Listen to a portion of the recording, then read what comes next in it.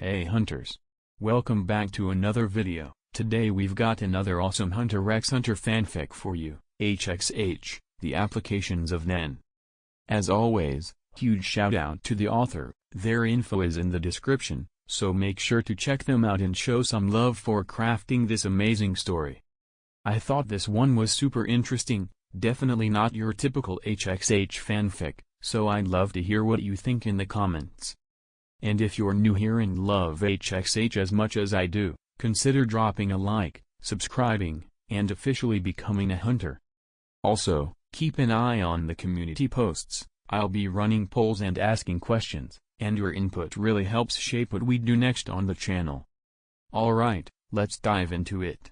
Peace. Hunters. They are people that dedicate their lives to the pursuit of adventure. Each have their own reasons, but they are all drawn to the profession by the same things. The prospect of exploration and the promise of hidden treasures. It is a very popular profession, many look up to the strength of hunters. But they have their own ranks. Many are just pretenders, trying to become hunters for fame and glory, never quite reaching the strength of other, more serious, hunters. And true hunters all shared a similarity, they all draw their strength from Nen, the aura that every living being possesses. The hunters learned to sense and manipulate it in various ways. Nen, an energy powered by emotion and desire. No Nen user is an ordinary individual. Most of them can be described as eccentric, reckless, or even mad. Having power over every other ordinary human makes one's mind wander in weird directions. Even before learning Nen, all Nen users were physically stronger than most humans. Their egos and arrogance must be kept in check. That is one of the jobs of the Hunter Association. To keep the more powerful hunters in check. That is easier said than done, most times they all do whatever they want anyway. And they have little sway over the Nen users not associated with their association. Meaning that many hunters are dispatched to either capture or kill misbehaving Nen users. And yet, the wider society remains ignorant of this strange power and the overwhelming conflicts happening around them. The Hunter Association is also in charge of controlling the beast population in the continent.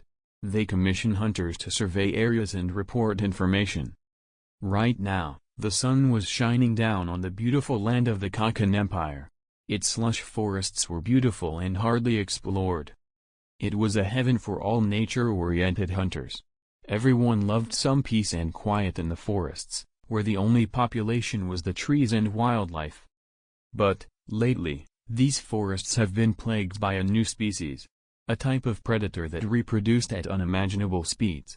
They were getting stronger and stronger depending on the diet of their queen. The situation was somewhat noticed by the Hunter Association. They sent a few teams to scout and report the situation. Many had died, but the threat level was still unknown. Right now, a 2-star hunter was already dispatched to observe the ants. Kite, a tall man with long white hair, wearing a blue cap and casual clothes. He is a powerful hunter that already completed quite a few missions for the Hunter Association. At his side are two, quite peculiar children. One white-haired with the wild hairstyle, his blue eyes seemed to reflect his boredom, but there was a certain weariness in them at the same time. The other one had black hair, his bright brown eyes gave off a sense of innocence and naivety. He seemed to be free from all concerns, looking around the forest with great curiosity. "Are we there yet?"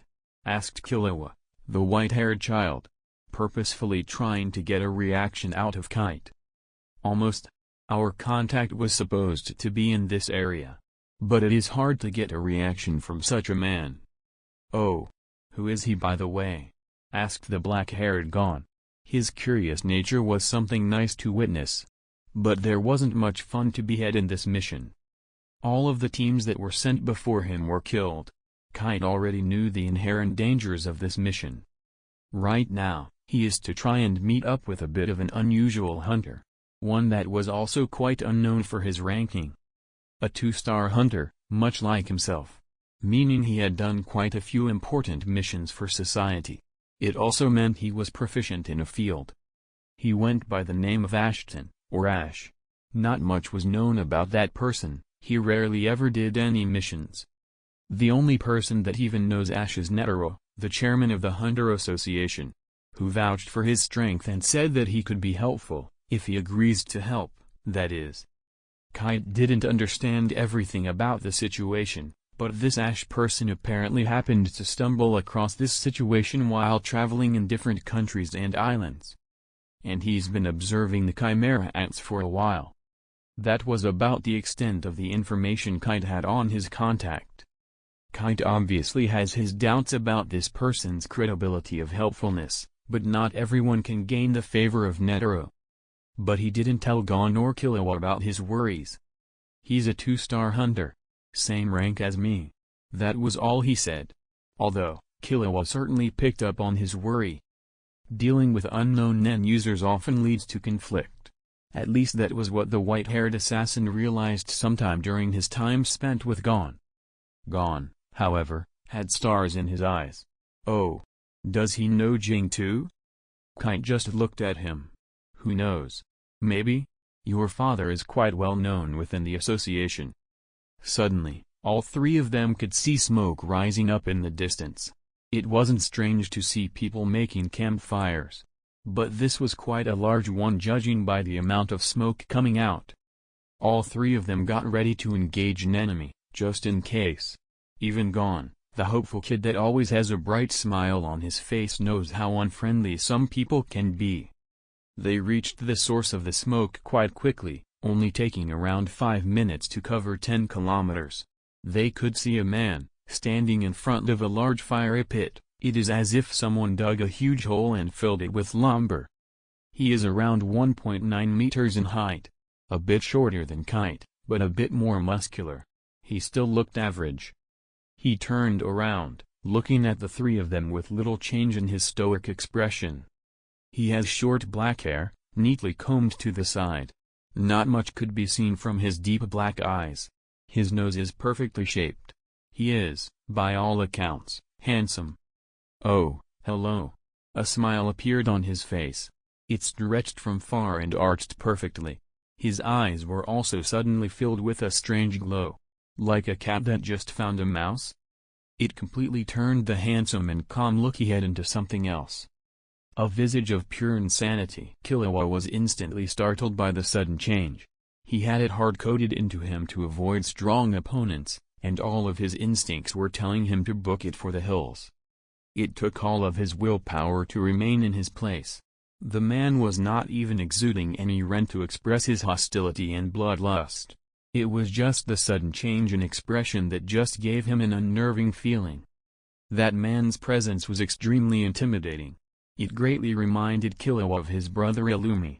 But it was also significantly different. Illumi at least bothered to hide his intentions. There was also a strange smell of burning flesh in the air. He couldn't see the source of the fire properly, but he could guess what was inside that fiery pit. Kite seemed a lot more composed, preparing to bring out his slot machine Hatsu. There was a bit of sweat on his forehead. He was obviously preparing for a fight to the death. He could tell that the man in front of him used Nen. He had brought Nen to his eyes and used Gyo to study him and the children. He didn't even bother hiding it. And fights between Nen users are never simple. There was no simple way to determine the other's fighting ability and Hatsu until it was too late. Fighting an accomplished Nen user was a lot harder than fighting even the strongest beast. Just as Killua and Kite were preparing to move. "Hello. Do you know anyone called Ashton?" asked Gon in a loud voice. Completely oblivious to this man's strange behavior. He was probably glad that the person they met was a human and not a chimera ant. The man in question looked confused too. He loved getting a rise out of people, but he wasn't going to actually kill them. And by the looks of it, they were the people he was supposed to meet up with. Ashton was a simple person. He has a love for anything related to adventure, and few could match his curiosity. He also had a strange obsession, one that shouldn't really be talked about casually. "Of course. My name is Ashton," said the hunter, as the insane smile on his face rescinded into something much more tamed, the handsomeness returning to his features. He now had a small smile, The previous light in his eyes was completely gone, leaving them as empty as the abyss. To Killua this was terrifying. He knew that there were people in the world proficient in controlling their emotions, but this was on another level. The only person that he could compare this to was his grandfather. He quietly gulped, thinking that it was a good thing the situation de-escalated a bit. Sometimes, Gon's naivety and unawareness of his surroundings could be helpful. This was such a situation. Kite straightened his blue cap as he released a frustrated sigh. Either for Gon's lack of awareness or for the fact that he was just about to enter a fight to the death with his supposed contact. "So, are you guys the people this country hired for the ant problem?" said Ashton, looking at them with the same smirk plastered on his face. It was Kite's turn to respond. "Yes, we were hired through the association. Netero probably already informed you of that." He squinted his eyes a bit. The man was wearing simple clothes, but they weren't in any way similar to the ones that they were forced to put on when entering the country. He was, in fact, wearing a black suit with a white coat over it. His shoes were also black, to match his suit and hair.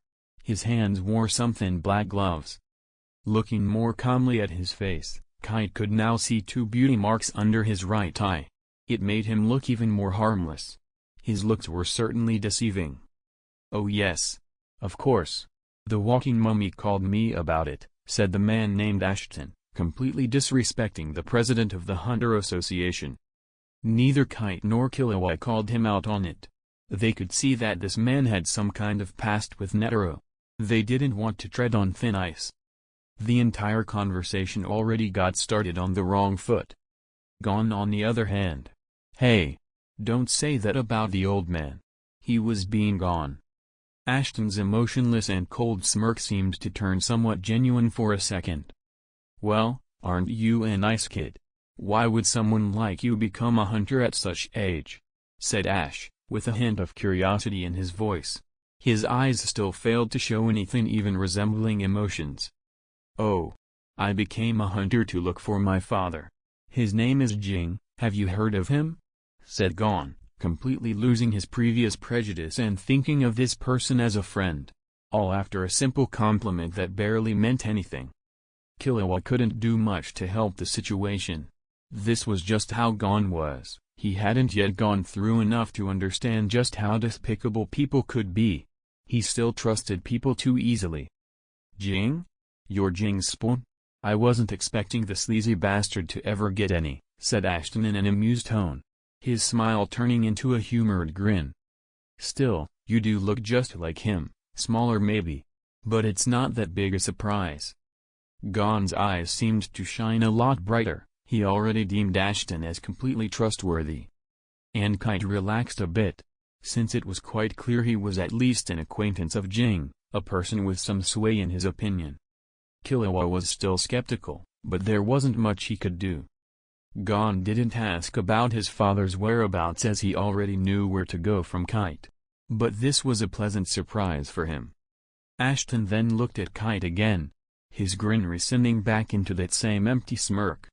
"I think it's time I brought you guys up to speed on what's been going on around these parts." And so, the pair started speaking. Meanwhile, Gon and Killua listened attentively, as they all realized the gravity of the situation. The ants are always gathering food, from humans to animals. Their queen seems to want to devour everything in this forest. Many people are abducted and fed to the queen. The chimera ants themselves get stronger as time passes. "Wait. So you've just watched while people were getting taken away?"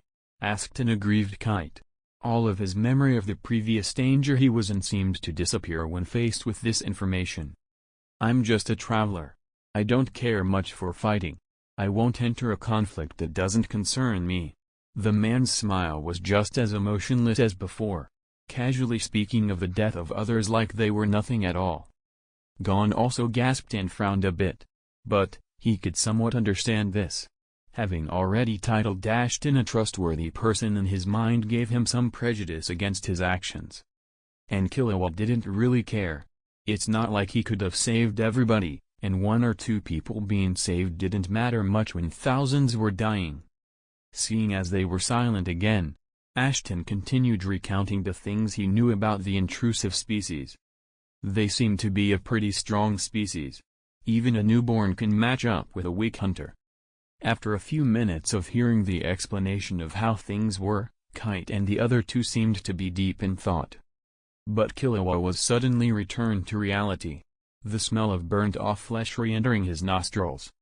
He looked directly at Ashton. "What were you burning?" he asked wearily, regaining his previous hostility. "Oh, that? It's just a little something I fashioned out of boredom," said Ashton, staring at the white-haired child. Kite also seemed to find this suspicious. Depending on the contents of the lumber Ashton used to keep the fire going, there would be a fight. Gon also gained a serious look on his face, probably begging to realize that something wasn't quite right. "You can come and look, the fire is about to die down anyway," said the hunter, beckoning the three of them at the edge of the hole. At this point, they didn't think Ashton would just try to attack them. So the three of them just proceeded forward. Upon reaching the edge of the hole, they could see a lot of bodies. All of them belonging to chimera ants. The fire was still raging on and burning away at their still bodies. Killua became a bit curious about how this pit came to be. Ashton certainly didn't look like the type to just start digging a hole. Kite had similar thoughts, whilst Gon just thought that Ashton is really strong. Some of the ants were still twitching, indicating they weren't all exactly dead when they started burning. Looking more attentively, Killua could see a red canister at the other side of the burning hole. It was gasoline, no doubts about it. "Did you dig the hole yourself?" Killua finally decided to ask what was on his mind. "Of course not. Wouldn't want to stain my coat. I just kindly asked a few ants to do it for me." Killua just nodded. The response was about what he expected. Kite did the same. "And they just accepted?" asked the oblivious Gon, who Killua was currently glaring at. "I threatened them a bit, but they're fine now. Probably resting." "Underneath the others," was left out of the actual answer, but the more perceptive of the group could easily tell what he was implying. Gon just nodded his head. "I thought you didn't want to get involved in this?" asked Kite, with some anger in his voice. "I still don't. I just don't take kindly to being attacked. Figured I might as well play around a bit." After he said that, he was back to his usual look. "Anyway, this isn't very important. I think I know where their hideout is, but I can't be too sure. I didn't care enough to check," said Ashton, somewhat changing the subject and looking Kite in the eye again. "And where would that be?" asked the curious Killua. "Big mountain that looks more like an anthill. It's a few dozen kilometers from here," said Ashton, as he blew away some of the smoke coming his way with his breath. "Could you accompany us there? It would be helpful to have one more capable Nen user with us," said Kite, probably trying to make the mission easier on him and the kids. "I can hang around you guys for a day or two. But don't expect me to do much in terms of fighting," said Ashton, looking at Killua and Gon. It was hard to say what he was thinking about. But he seemed to be somewhat intrigued by the two children walking around with a 2-star ranked hunter. Besides that, he could also sense that they were both decent Nen users. Becoming a Nen user at a young age wasn't as common as you'd think. Many people only discovered Nen in their adulthood. These children were a bit ahead of the competition. "Oh, that's great. Can you tell me more about Jing?" asked Gon, probably hoping to get a better gauge on his father's personality from a source other than Kite. "Sure thing." They started talking and walking in the direction of the mountain where the Ant Queen was resting. Kite and Killua followed the two of them, looking around them and being vigilant. To the outsiders peering in, it looked like only the two of them were watching their surroundings. But both Gon and Ashton were accustomed to forests and were still vigilant. Although they both looked like they were speaking to each other, they were both splitting their attention evenly. And, when they were eventually surrounded by a few hundred ants, no one in their group was surprised in any way. Both Kite and Ashton quickly judged that the ants weren't Nen users of any kind. The realization seemed to somewhat relax the tense Kite. Ashton's expression remained unchanged. Hee hee hee. It looks like the food is coming to our doorstep, said one of the ants, laughing creepily. His intimidation didn't seem to faze any of the hunters present, as they just looked at the ant without any fear. Say, how about you two kids get some combat experience whilst I hang around somewhere? Said Ashton, not really paying much attention to the ants after judging their strengths properly. He just jumped on a branch and sat down on it. It was quite high. Most of the ants were enraged by his dismissive attitude, but they were currently watching the other three intently. Kite just nodded. It would be good for you two to experience fighting a few ants before we head straight to their nest. He didn't really consider them a threat individually. Gon and Killua only fought ants once or twice. It was better for them to learn more. The ants all started laughing. They want to fight us. All right then, who wants to get to kill the children first? Said the one that looked more like a leader. He was rousing up the other ants, as they jeered Killua and Gon and cheered him on. The fights weren't that bad. It showed Ashton that Killua and Gon weren't exactly pushovers. It was somewhat satisfying to see little naive Gon crush the armadillo-looking ant in a bear hug. It was a bit scary for the other ants. They cheering somewhat stopped after seeing their fellow ant get crushed. Killua was a lot swifter in his methods, deciding that the best course of action would be to snap its neck by rotating its head at 360 degrees. He didn't even stop there, impaling its chest with his hand and throwing it into a tree. A bit of an overkill, but he didn't really know if they could die through normal means. As Ashton was sitting down on that branch, observing the situation underneath him, he could feel a flying ant approach him. It had the looks of an eagle with a strong exoskeleton. It tried to grasp Ashton with its claws. But just as it got close to touching his coat, it was slapped by Ashton. The slap was powerful enough to send it hurtling towards the ground, but not enough to make it bleed. Ashton retracted his hand and just hummed a bit. What a waste, he said under his breath, as the eagle ant landed in between a few other of his brethren. After a few more gathered to give it assistance, they were all engulfed in flames. As the body of the eagle became akin to a bomb, there was no warning for the other ants. By the time they realized what was happening, their limbs were blown off. Most of the ants were dazed by this. Kite was also a bit surprised. But he still proceeded, using his Hatsu and taking out the number 2 on the slot machine. The Death Scythe. After that he just performed his move, the Silent Waltz, and cut apart every ant in their vicinity just as Gon and Killua jumped. It looked like a tornado of wind blades just passed through this part of the forest. How bothersome, said Ashton, as the tree he was sitting on began to tilt and fall to the ground. He just jumped back to the ground. Looking around, he could see that every tree near them was cut in half. Gon and Killua were in awe. Ashton didn't seem too interested.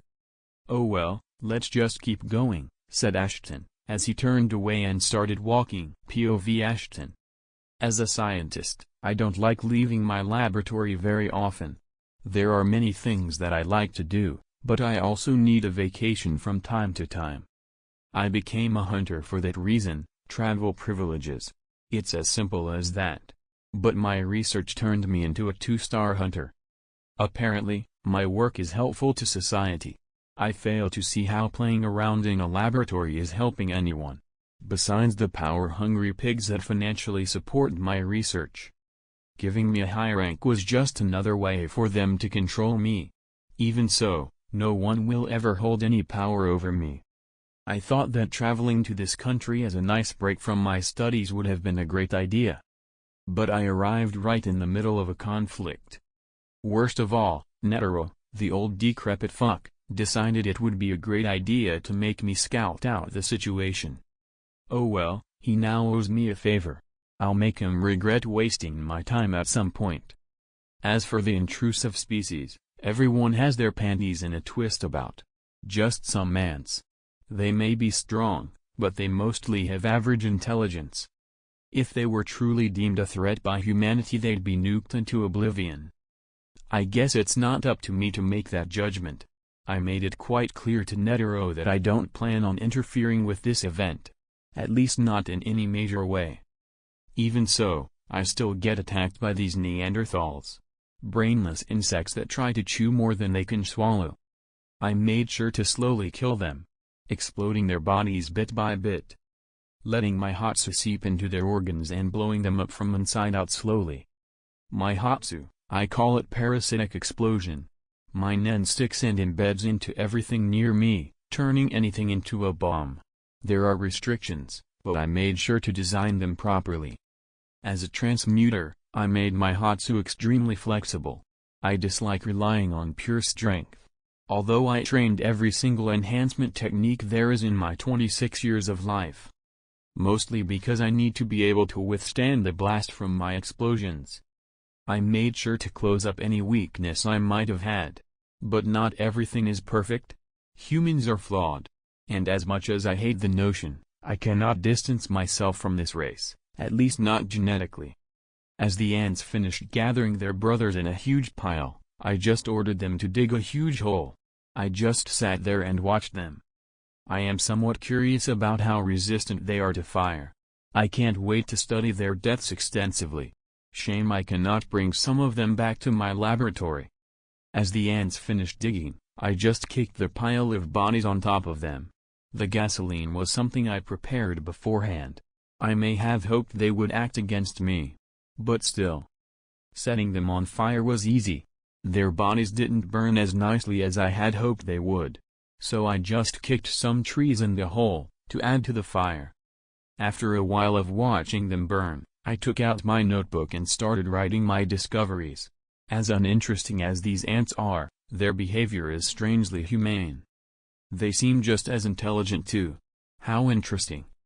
I could feel some people approaching me. I stuffed my notebook and pen into my coat, and turned around to face them. I think these are the people Netero told me about. Nothing wrong with scaring them a bit. But still, so much for my free time. Helping these 3 hunters will be a bit of a bother. But at least some of them are intriguing. Maybe they can provide me with some entertainment. I don't care much for the 2-star hunter, he's not even all that strong. But these 2 kids seem to be quite talented. They look very young, I'd wager they aren't above 12. And they both seem to know how to use Nen. The one with white hair seems to be wary and cautious. But the black-haired one is just strangely positive about everything. He even trusts me already. Just because I somewhat know his father. Innocence, it's an unfamiliar sight. I cannot wait to see the changes he will experience over the years. The innocent ones always fall the furthest. I would know that best, I was once like him too after all. He didn't choose the best profession if he's looking for happiness. Still, to think that Jing would be such a deadbeat father. Oh well, not any of my business. After I explained the situation to them they asked me to tag along and lead them to the ant nest. I didn't feel like agreeing at first, but I am quite curious about these 2. So I can hang around them for a bit. The ants attacking us was not really all that unexpected. Just annoying. I want to get this over with and relax already. I just want to see what they will do when fighting a lot of ants. A shame they decided to attack me too. If they so much as stained my coat I would have killed them all myself. But the 2-star hunter had that handled. His Hatsu seems a bit intriguing, but not that special. At least, not at first sight. He might have made something interesting with his conditions, who knows. It's never good to underestimate an Nen user. They are crafty, most of the time anyway. Being bombarded with questions about my Hatsu was something I expected.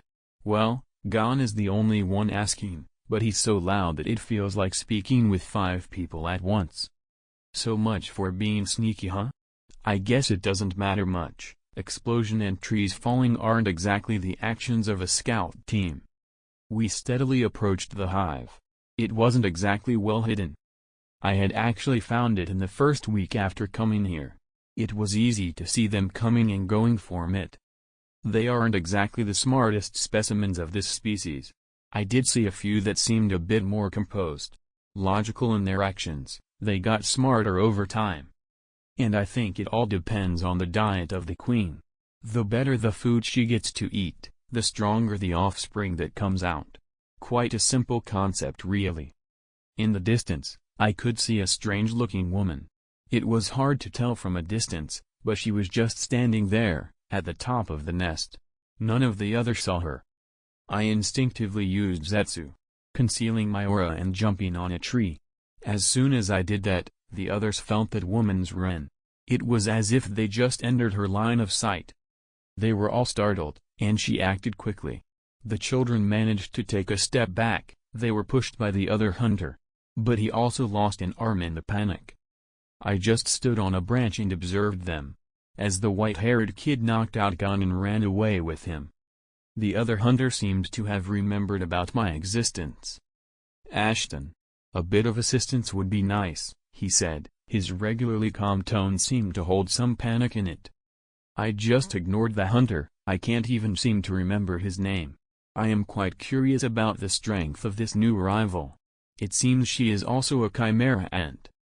She has some features that resemble a cat, like the ears and the tail. But her joints are doll-like. A strange appearance. It also seems that she can use Nen. It's certainly not proficient though. She seemed to be quite strong, not as good as Netero, but still stronger than most other humans. I wonder how well she will fare against this guy. I looked down, as the fight between the hunter and the ant raged on. It was interesting to say the least. I wasn't expecting the ants to be able to manipulate Nen so quickly. This is something that must be written down properly. I quickly took out my notebook, sketching a depiction of this strange ant and writing a description of it. I don't think she has developed a Hatsu yet. But it isn't too far off. I wonder if she mastered any advanced Nen theory. I would love to see her fight a stronger opponent. But the fight ended in a few minutes. The hunter was at a disadvantage from the start. If he had both his hands, maybe this wouldn't have been too one-sided. As the ant finished fighting, she just sat down. The head of her prey was in between her legs. She seemed quite satisfied with the way things went. The hunter still managed to put up a decent fight. The forest around the ant had seen better days. The ant was suddenly startled by my presence, as I revealed my aura and stepped forward. Her eyes widened with malice, as a strange smile appeared on her face. Ooh, another person to test my strength on. Her eyes seemed quite crazy, as she tried to intimidate me with her Ren. "Shut up for 1 second, I said, spreading my N in the entire forest. She seemed extremely startled by it. And I guess anyone would be. I control my emotions outwardly, but N is the representation of one's intent. It's also the advanced version of Ren. The amount of malice and hatred radiating from me was enough to shut her up and have her take a few steps back, as beads of sweat were starting to form on her forehead. "I want to study your Nen from up close. Don't try anything funny. I don't feel like fighting today," I said in a simple tone. Fighting is really something I don't take pleasure in. I came closer and closer to the trembling ant. _p.o.v. Narration _ As Ashton spread his N around the forest, all of its inhabitants felt it, including the queen and the other ants. They all seemed filled with panic and horror. The aura was pitch black. It was so powerful that it seemed to make the forest tremble. But that was just a feat of the ants giving out on them. Someone else that felt that was Killua. He was already running as fast as he could to get away from the fight. But he felt it greatly. It made his teeth rattle as his back was covered in sweat. Neferpito was still a newborn. She thought she was quite powerful after fighting against Kite. But when faced with this person, all of her instincts were telling her to run. Run as far away as possible, and hope he doesn't follow. Ashton was already in front of the ant. His emotionless eyes were studying the features of the ant in front of him. Probably trying to define the type of species that went into the creation of this new brand of the ants. His curiosity was plain to see. The ant had already regained her composure, but she didn't try to move in any way. "Say, when exactly did you learn how to use Nen?" Ashton had already taken out his notebook, looking intently at the ant. It was a few days ago."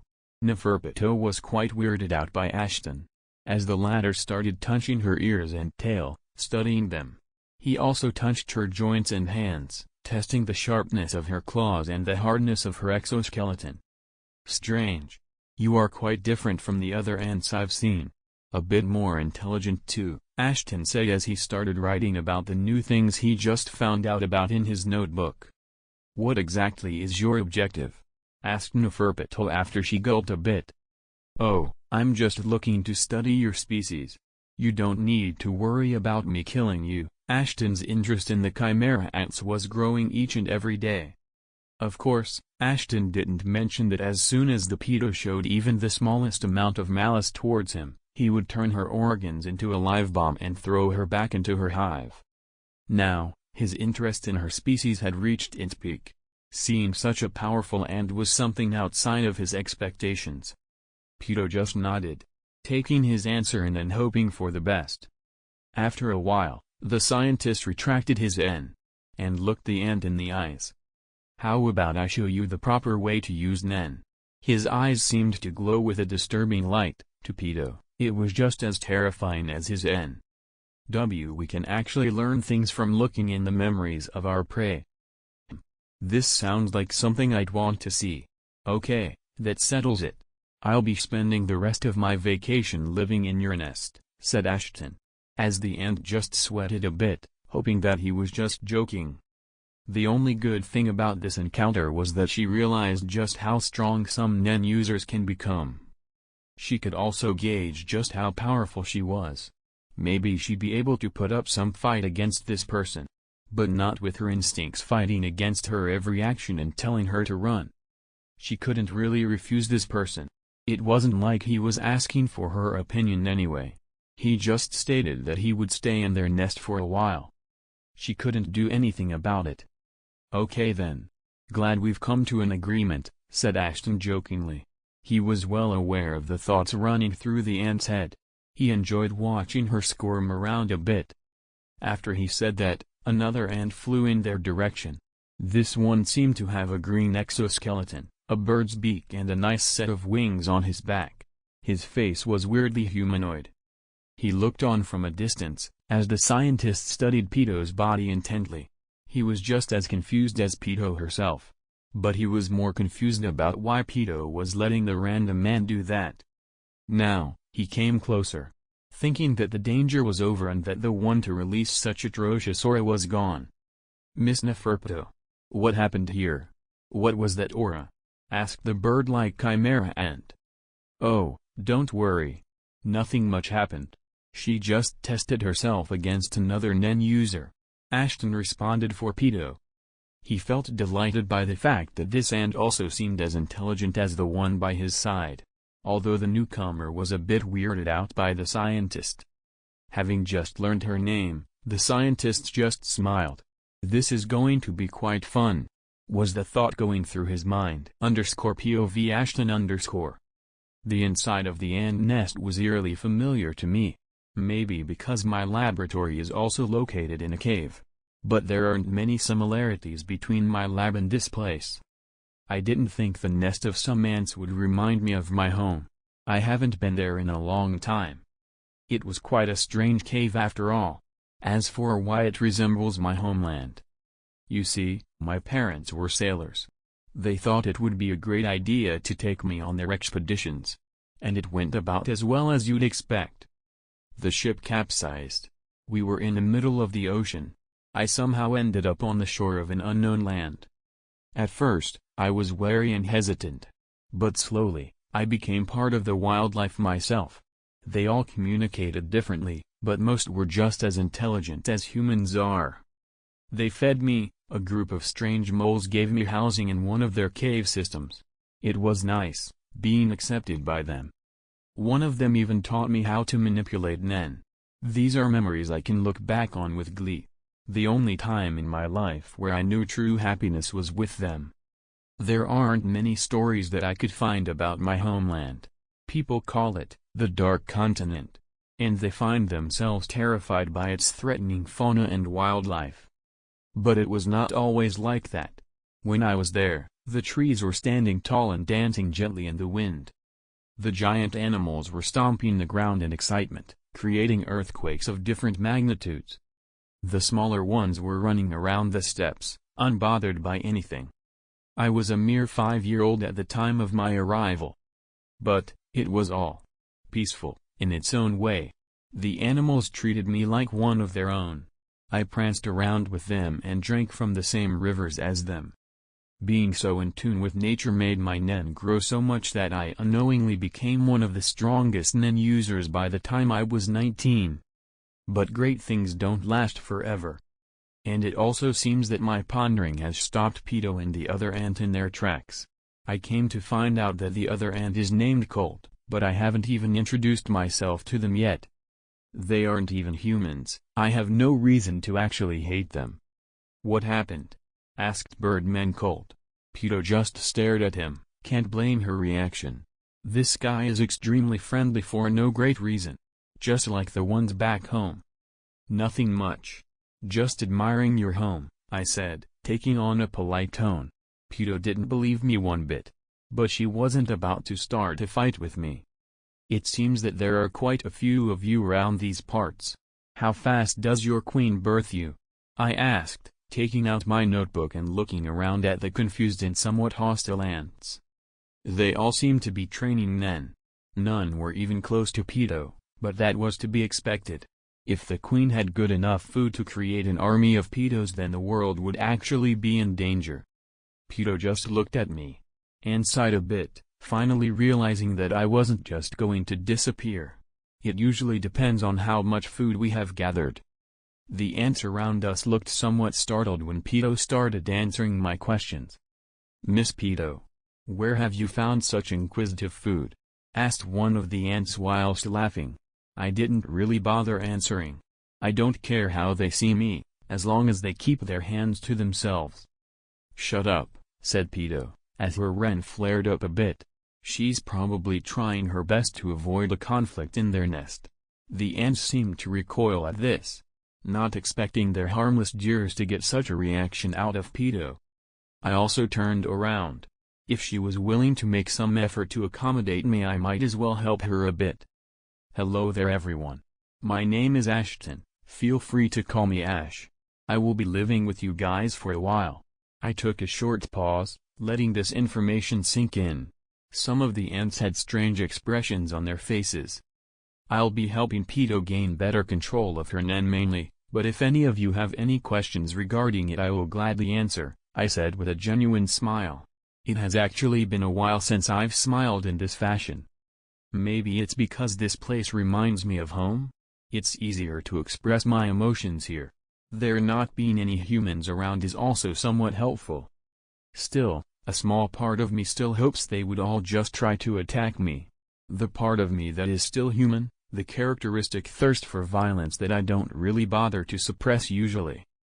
I guess them not being human is also a factor in their survival right now. If they were, I'd probably just kill them all and continue with my day. Pedo seemed a bit surprised by my statement, same as Colt and the rest of the ants. They probably think they know enough about Nen from the person they extracted their information out of. But there isn't anyone in the world that knows more about Nen than me. When did you decide that? Asked Pedo. I guess she can't really hold her curiosity in. She is still young after all. Now, you need to learn about spontaneity if you want to be prepared to fight against stronger Nen users. She just looked at me with a strange look. Why would a human be helping us? Is he for real? Is Pedo playing a prank on us? The crowd was murmuring as the people were speaking to each other. I guess I have a long way to go before they get accustomed to my presence. But I don't really care. I'm not here to visit them. Me agreeing to answer any question they have about Nen is already enough. And I'm only doing so because I want to see if they have any natural limitations to learning different techniques. The one that taught me couldn't perform Zetsu in any way. Mainly because he was the size of a mountain. But he also couldn't practice Ken or Ryu. All of them being related to coding specific parts of the body in Nen in order to reinforce them. He was simply biologically incapable of doing that. Now, I went to a corner of the cave and watched the ants train, taking notes as they did their best to ignore me. Pedo suddenly sat beside me. It's annoying, you know? Being weak, that is. She's probably referring to our previous altercation. She will likely start to treat every human with caution from now on. But I should still help ease some of her worries. Especially since she's trying to be friendly. You can rest assured, besides me, there are barely 4 or 5 other people that can even fight you. And I am the strongest. My words seemed to have their intended purpose. Although they aren't entirely true. I am not the strongest in Hatsu or Nen ability. Even if my understanding of it is far above the others. But in a fight, I could definitely kill them all at the same time. It sounds like arrogance, but it's the truth. I slowly got up. Pito just looked at me. It's time to start your training. Get up. My shout infused with Nen seemed to startle her. She got up quickly, probably realizing the type of training this will be. The training was not grueling physically. Mainly because Neferpito's strength is already quite higher than that of most hunters and Nen users. She was also a specialist, which made her quite easy to teach. She was also very talented. But that was to be expected. She could kill the 2-star hunter after a few days of being alive. Ashton found himself giving all of the ants the way to perform all of the advanced Nen techniques for the next 4 days. During that time, no ant dared to look at him weirdly. He had completely integrated into their community, despite his different race. Then came his personally developed techniques, which would still be classified as advanced by most. I only taught them one. I titled it Katsu. It was a technique that made your aura turn into strings. You could either pull opponents to you or drag them away. There were many things to be done with this technique. The main reason for teaching them this one was to see how exactly they would use it. He just let them use their imagination, as he took notes on their behavior towards each other and him. Noting that they were mostly acting human, although some were still animalistic in some behaviors. Mainly those created before the Ant Queen started devouring humans. The more Ashton researched the ants, the more he realized what they truly were. But his theory still needed testing. His hands were itching to see what the Queen could birth when she came up with the so-called king. _POV Ashton _ The ants training new moves and sparring with each other became a daily occurrence. Pito herself seemed quite surprised by the devotion of the ants to grow stronger. I didn't dampen their spirits by telling them that the number of humans that could wipe out this nest was quite large. Pito herself is more powerful than most humans, but the rest are only so-so. She wouldn't be able to protect this nest alone, especially from a group of properly trained Nen users. Such a group could be Phantom Troop, but they would never do something of the sort unless they got paid. I remember hiring them to get me some test samples for a little side project once. I wonder if I could pay them to attack this nest. It would probably take a while for them to gather and do it. By the time the hunters would have wiped it out already. Its location is already known since the children escaped. The white-haired kid seemed quite disciplined, his white hair was also somewhat familiar.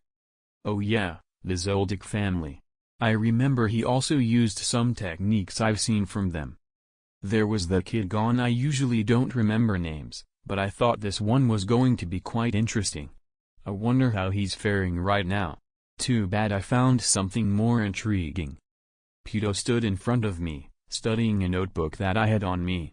I didn't bring a lot of books regarding Nen with me, but I did have a few that I read out of boredom. Sometimes books are a lot more interesting than observing humans, even if you don't learn anything new from them. She seemed to be studying intently. But I doubt she's paying that much attention to the book. The birth of another one like her was quite an exciting prospect for the ant. It was also quite exciting for me. Another subject to study was going to be quite fun. The ants now didn't bother me anymore.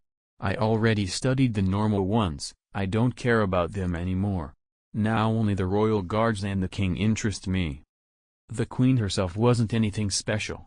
But I still took quite a few notes on her reproductive abilities. Since her diet was important, I tested feeding her different things. The ants protested at first, but the queen herself didn't seem to care. It was just more nourishment to her.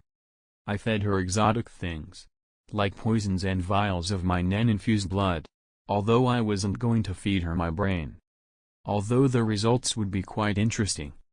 Oh well, the birth of the new royal guard was something quite interesting to see. Or, I should say, 2 royal guards, because it seems that they were born at the same time. The king was still in his conception.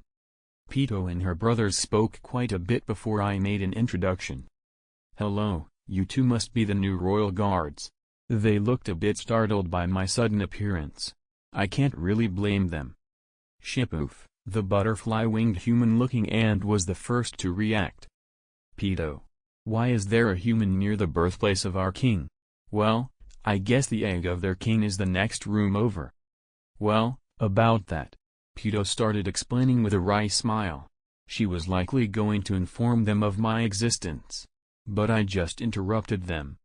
The other one looked at me. I think the queen named him something that ended with Yupi. The name was so long that I don't even want to bother remembering it seconds after I heard it. I can't really be blamed. After Pito explained why I was here to the other two, they seemed quite aggrieved. You just let a dangerous human into our nest?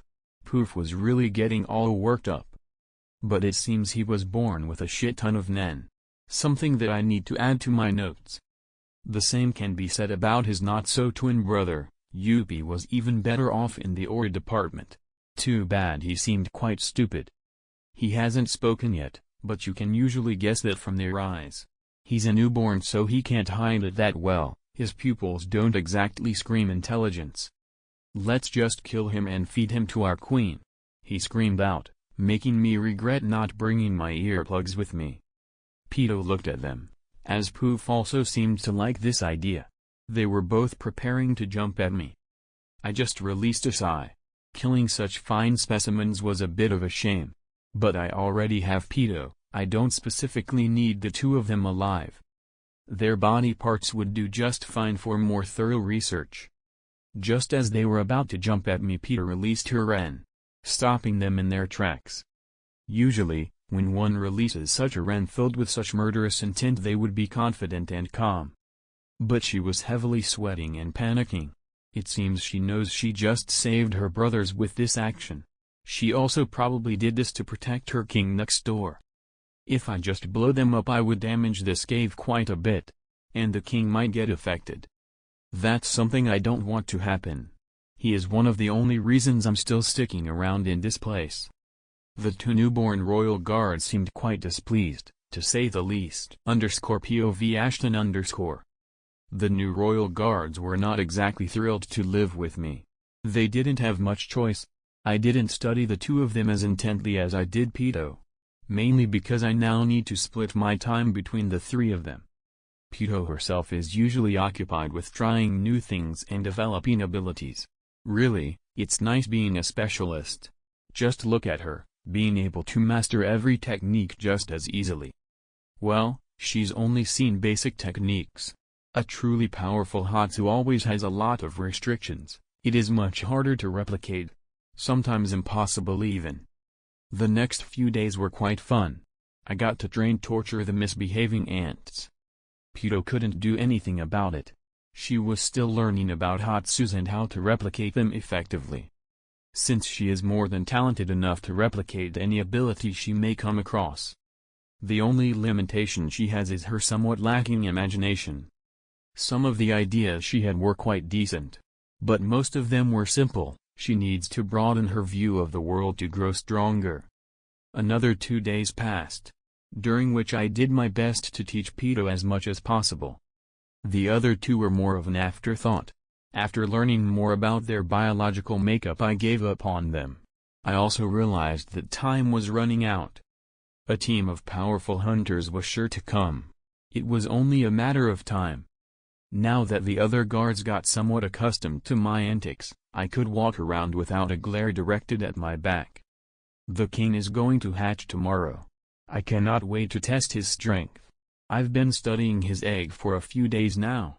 The queen accepted as long as I kept bringing her more of my blood. But Pito isn't all that pleased with my presence near the king's egg. "Can you stop touching it with that weird look on your face?" she said, acting all aggrieved and weirded out. Well, what can I say? When I get too into studying I get quite passionate.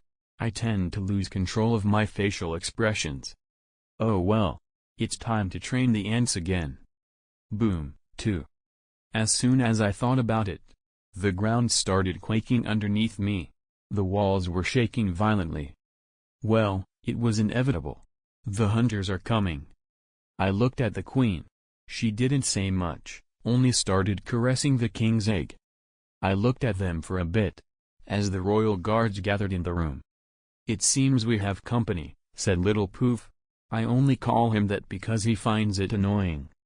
Peter just stared at the king's egg, as if waiting for an order or something. I may not care about these ants all that much, but I've already invested quite a bit of time in this little side project of mine. I am quite unwilling to part with it before it shows any results. I'll go and greet our guests. I simply left the room after saying that. I think the message got across, as Poof visibly relaxed. Peter didn't react much. She takes after little old me. Youppi just snorted a bit. I could have dealt with them myself. Sure thing, buddy. My response from across the room seemed to enrage him quite a bit. It's not that I don't think he's strong or something like that, but I seem to recognize these ores quite well, and if I'm not wrong, Youppi would be defeated relatively quick. I can sense two, whereas currently, one was the smoke-brained dude with a crooked nose while the other is the dude with the dimension Hatsu. I can't be bothered to remember their names, but I've met both of them in the past on several occasions. When I appeared in front of them they were quite surprised, probably recognizing from our previous encounters. Few in number, yet very memorable. For them at least. I'll call them Smokey and Glasses. "Ashton, why are you here?" shouted Smokey. It's quite annoying when someone knows your name but you don't even remember the first letter in theirs. I didn't respond quickly, letting them look at each other for a bit. I am curious about what they would do. When I first felt their aura I didn't think much of it. But I also felt a trace of someone else's aura on Dimension Prick. They might not be weak, but they wouldn't be able to quickly defeat the royal guards. The reason for me greeting them is the old guy hidden in the dimension of Glasses. Their plan to take out this hive is quite interesting. Drag the ants into the pocket dimension where Netero is waiting to kill them all. Oh well, guess I need to do something here. _POV narration _ So, would you guys be willing to leave? Ashton asked with a fake smile on his face. There was no happiness in his voice. Are you helping the ants? Why would you even think of that? Asked Nov, the nicely dressed hunter wearing black-rimmed glasses. Now, I don't like interrogations. Ashton spread around his N after saying that. It seemed to terrify the two hunters. Morel, the man carrying a big tobacco pipe, was a lot more composed. Although he was also sweating heavily. The pressure on the two of them was monumental. Any lesser hunter would have been crushed under it the very second it appeared. Just as Morel was about to open his mouth and protest, a portal opened in the ground and Netero stepped out. The old man was wearing something that looked like yoga pants and a t-shirt with the kanji for heart printed on the chest. It made Ashton scoff a bit. He looked around a bit, feeling the end surrounding him startled him quite a bit. He did calm down after seeing its origin, although his confusion was quite high. What appears to be the issue, Ashton? Asked the confused chairman of the association. I have taken an interest in these ants. I wish to study them in detail. The scientist didn't bother hiding his intentions from the old man. I see. But the chimera ants are a threat to humanity, they must be exterminated. Please, don't stand in our way. Netero looked extremely serious while saying that. You know just how little I care about humanity, Netero. My interest and curiosity are a lot more important, to me that is. The eyes of the scientist said it all. Humanity was a mere afterthought in the face of his personal interests. But at the same time, his goals were closely tied to humanity, and the unadulterated hatred he feels towards the entire race. The reason for this hatred? It's all related to his homeland. The Dark Continent _POV Ashton _flashback time. Seeing this old man reminds me of our first meeting. It was while I was still in my home, the Dark Continent. As said before, the Dark Continent was peaceful to me. It was homely, filled with friendly and intelligent beasts of every kind. But that changed when the expeditions started happening. I witnessed the wildlife growing angrier and angrier with humanity. They came, they took, and they left them behind. The first expedition was the largest by far. 1,000 people, of which only 7 never returned to their countries. The rest became food for wildlife. The second expedition was even worse. Only 2 people managing to survive it. In the third, a country sent its army to explore the continent, only resulting in the death of most soldiers. 11 people miraculously survived the ordeal. With each expedition, the animals grew madder. They stopped speaking to me, they stopped recognizing me. Their intelligence was slowly seeped away by their rage. Every expedition only came to steal. It was the only thing that interested the intruding humans. By the 4th expedition, the animals were also violent to me. There were also new threats on the continent. Things spawned by the presence of humans. Calamities is what humanity has come to call them. They were what caused the most damage to humans in the first expeditions. Their presence further enraged the wildlife. The 4th expedition was where I had first met Netero. He and 2 others were the only people to make it further inland to meet me. By that time the wildlife was extremely violent and aggressive. The very smell of a human was enough to make them show murderous intent. The 3 of them were strong, but they could only survive when the ones I called my family were growing mad. Every beast in the Dark Continent is powerful. Netero himself was a strange person. He had come to this place to find a great opponent, but he can barely survive. His Hatsu is strong, but he can barely use it. Countless beings that can kill him quickly are scattered around that continent. They were lucky they didn't go further inland to the beast that taught me how to use Nen. I once called it my teacher. But it became aggressive like the rest. The group they came with was also here to collect something. The humans called it the Trinity Elixir, but they didn't even make it that far. Their presence gave birth to a new calamity. It proceeded to kill all but the 3 of them, who only barely escaped. My meeting with them was not exactly friendly. The old man was a lot younger at that time too. I remember the other 2 as well. Lin was one of them. She is still alive, although she is looking quite dead by now. What can you expect from people? They usually aren't meant to live for over a century. In retrospect, I should be a lot older than most of them. But I still look in my 20s. So I will never stop considering myself 26. There was also Zigzoldik, the one that taught me a few tricks. I left the Dark Continent with the 3 of them. I protected them and showed them the way to certain places. In a sense, they owe me their lives. At first, I wanted to kill them. But I realized that I couldn't call the Dark Continent my home anymore. It was no longer a welcoming place. I decided to let them take me to human lands. With determination in my mind. My only goal? To get rid of humanity. The calamities were certainly slacking off. Only sitting around and waiting for humans to further defile my home was foolish. I needed to do something if I wanted to return to my peaceful life. The humans would only keep coming if I just let them be. They needed to be wiped off of the face of the earth. Upon reaching the human world, I instantly became interested in science. My curious nature led me to the darkest parts of humanity. But I also found traces of hope in the madness, only found in a few people across the world, a strong desire to better the world around them and help others. After witnessing both the bad and the good, my naive goal was somewhat altered. I no longer wished to bring ruin to the world with my own hands.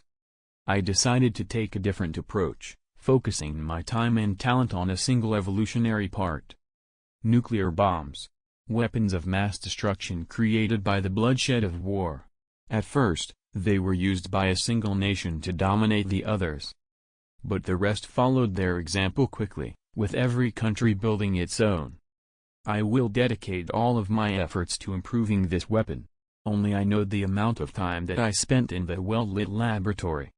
My only company being my thoughts. Some may call me insane, others may call me obsessed, but I call myself driven. Netero is one of the few people that know of my past. He also knows of my desire. To the rest of the world, I was just an unnamed stowaway that was unfortunate enough to wind up in the expedition to the Dark Continent. I faded into obscurity and disappeared from the public eye almost instantly. But Netero was always paying attention to my actions. Me finding interest in the Nth shouldn't come as a surprise to the old man. POV narration _ And Ashton was completely right. Netero didn't find his presence all that surprising. Some confusion was present, but this was an outcome the senile old man was expecting.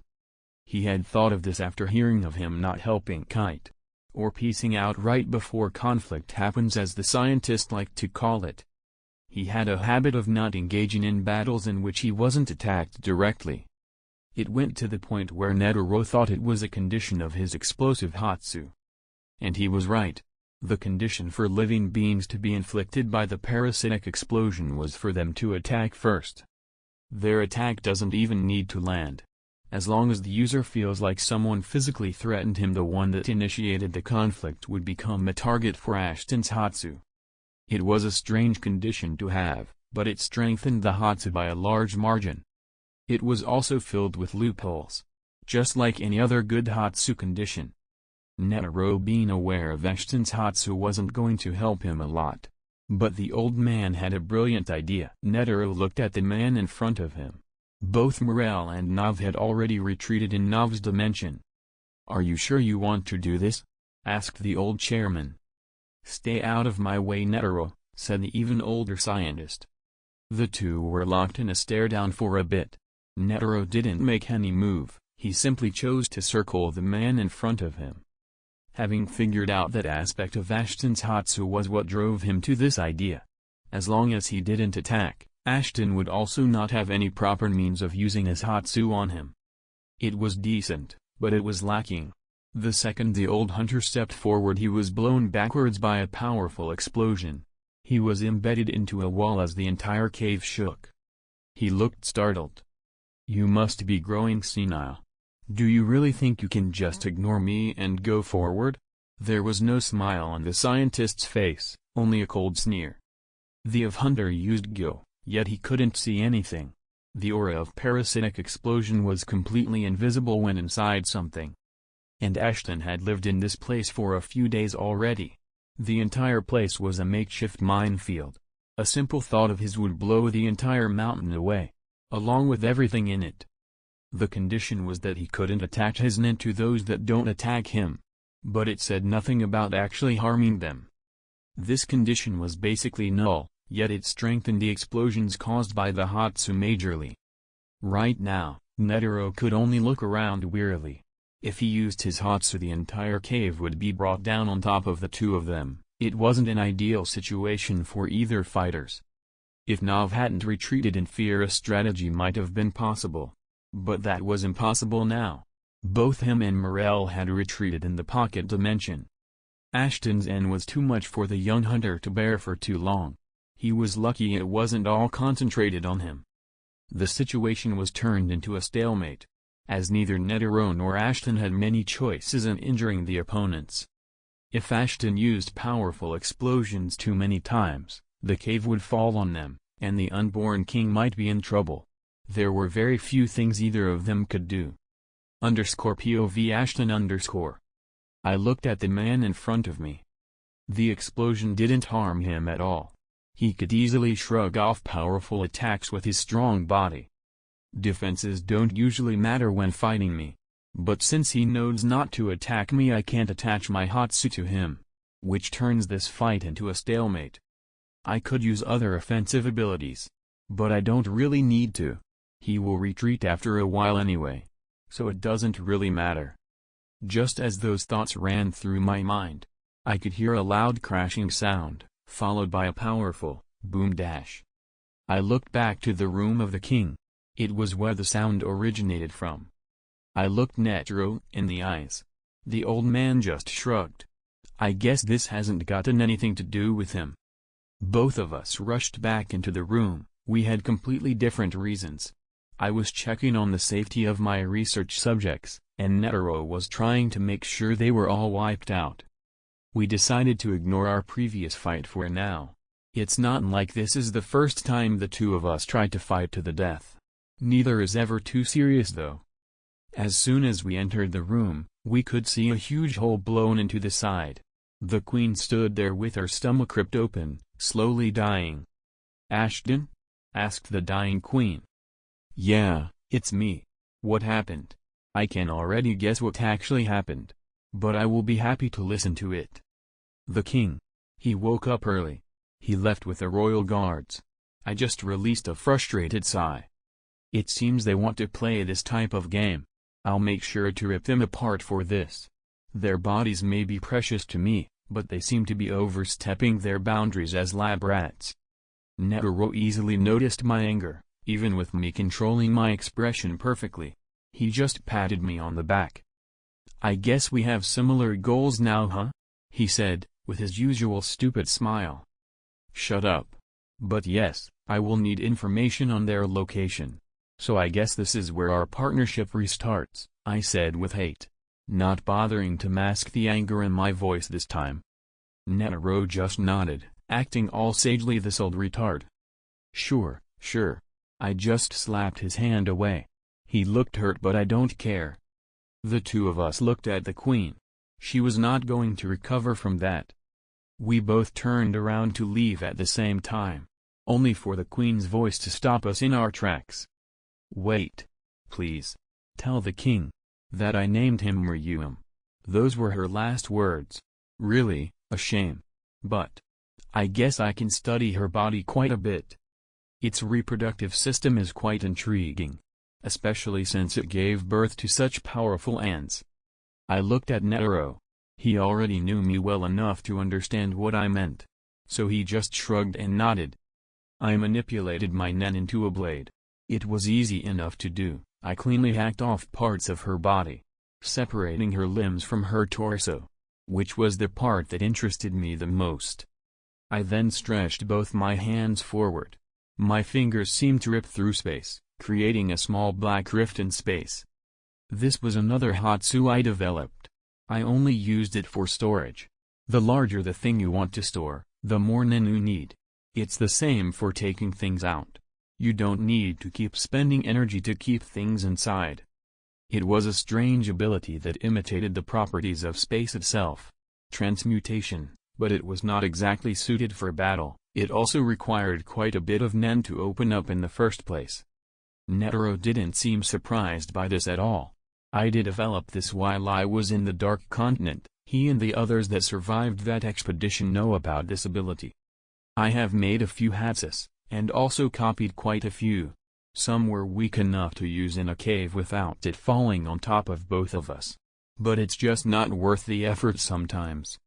My favorite remains the parasitic explosion. After storing the queen's body, both of us just left the place, killing any ant that came in our way whilst talking about the possible experiments that could be done with the queen's body. Netero himself didn't know much about science, but he was still a curious person, so he asked about some stuff. Like, when exactly are you planning on doing the experiments? Or what exactly do you wish to accomplish with them? They weren't exactly what I'd describe as scientific inquiries, but at least it was better than nothing. The answers were as soon as possible. And I don't plan anything specifically, I just want to quell my curiosity. Respectively. _POV narration _ The two soon exited the mountain. They walked together and talked for a kilometer or two. After that, the scientist just looked backwards at the mountain. What a shame, he muttered under his breath. And soon, it was engulfed in a powerful explosion. It covered the entire range and some of the forest surrounding it. It looked about as powerful as a nuclear blast. Netero also looked backwards with a wry smile, thinking something along the lines of, "Good thing he's not suicidal." The blast of the explosion reached the two, but it didn't even make them move. They just stood there, looked at each other, shrugged and continued leaving. Netero and I kept walking for quite a long time. We eventually met up with Smokey and Glasses. They were quite surprised to see the two of us talking like nothing even happened in the ant's nest. But it's not like this type of situation is unusual for me and Netero. We fought many times before, each more aggravated than the last. But we never actually killed each other. He also only used his Hatsu on a few of those fights. His attacks are a bit too fast to dodge. I'd even call them impossible to dodge. But I always have the means to avoid them in dire situations. He is the definition of a good offense is the best defense. What are the two of you staring at? Let's get going. I was the one to break the ice. And also ignore their worries about the previous fight. They are Nen users, they should be used to conflict. The two didn't respond to me. They just looked at Netero for guidance. Ashton here will be joining us in a mission to wipe out the ants, was Netero's response, short and not really telling them how we ended up not killing each other. But they seemed to accept it well enough. Are you going to fight with us? Or are you going to observe the situation? Is that some scorn I hear in Smokey's voice? Oh Lord, how inadequate it makes me feel. I almost started caring for a second. I have something to finish with the ants. You'll be lucky if you even get to fight them, was my answer.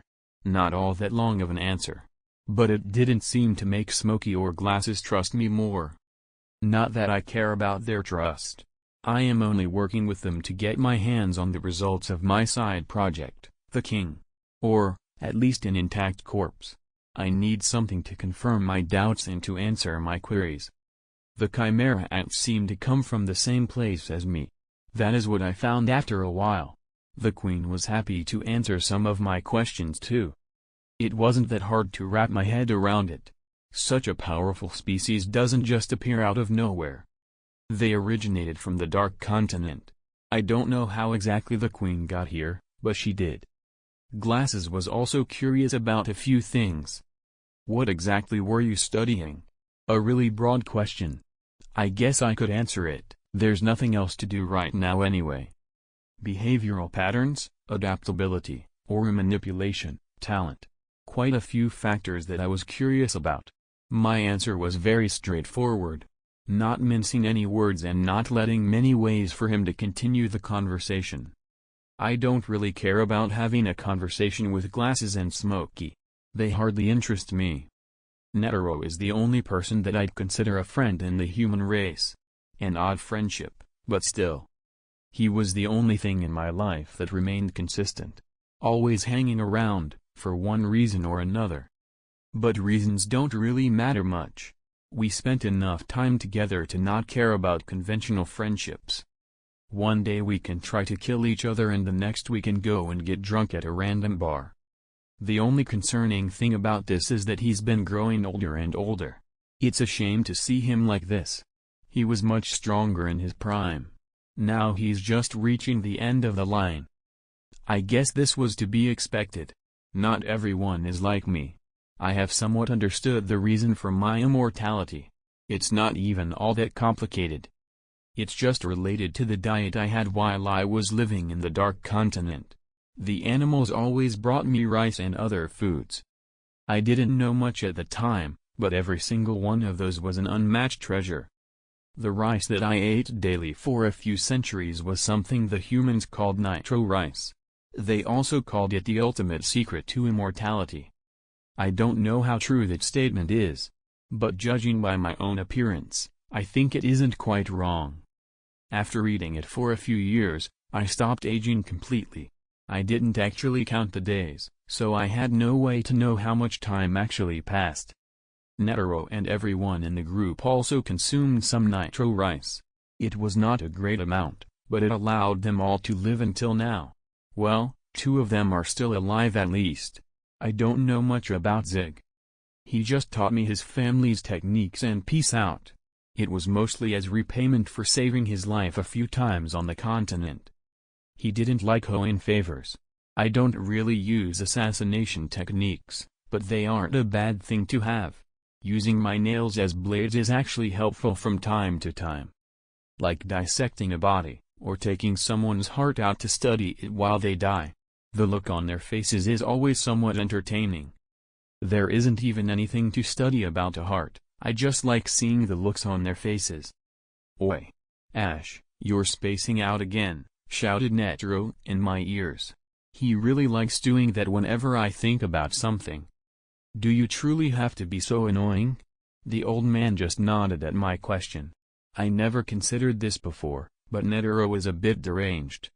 He befriends a person that wishes to destroy humanity and does stuff like this. Is he trying to make me hate them more? Oh well. I already decided to let humanity destroy itself. I only give them the means to. Of course I need to. How else would you listen to me? Fair point, Netero. I do have a track record of ignoring you. But on the topic of nuclear weapons, they advanced quite a bit with my interference. They advanced much faster than any other industry. Bombs that could wipe out entire provinces, making them completely unlivable for centuries.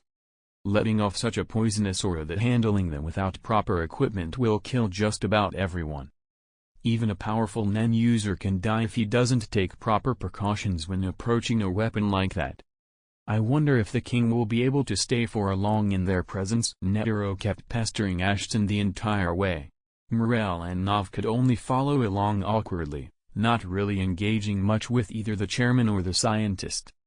During their journey, they visited and cleared quite a few places of ants. While that was happening, the king started staying at the royal palace of the Republic of East Gordo. It was quite a violent takeover. But it gave away his position.